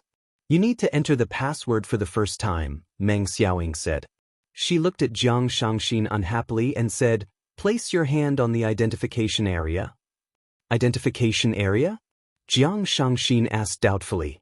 "Why are you so stupid? It's where I entered the password just now. Isn't there a tablet below? Place your palm on it, and the computer system will automatically record your fingerprint. In the future, you don't need to enter the password when you go in and out, just place your palm on it and press it." Jiang Shangxi knew that this little lass was full of animosity towards her and did not want to talk much with her. She placed her palm on the tablet to record it. "Recording successful." A mechanical voice sounded from the computer. Meng Xiaoying took the lead and entered the room. She introduced and said, "This is a room for engineers. All the settings are ready. You cannot purchase anything outside, but you can make a list of the things you need and hand it to our procurement staff." "Thank you," Jiang Shangxin said. The layout of the room was one bedroom and one living room. The room was very big and so was the living room.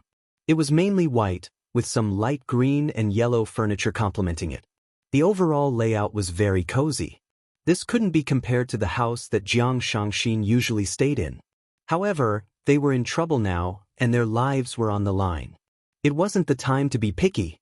Meng Xiaoying looked at Fang Yan and said, "Mr. Fang, this is your first time here, right? Do you want me to bring you around?" "No need."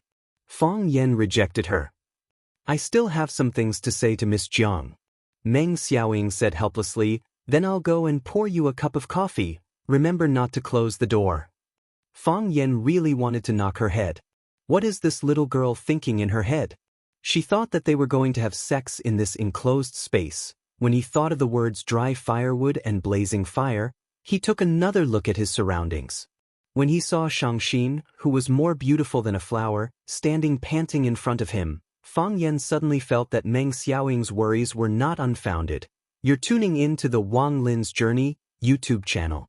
Don't forget to subscribe and join us on this journey to catch the most captivating stories.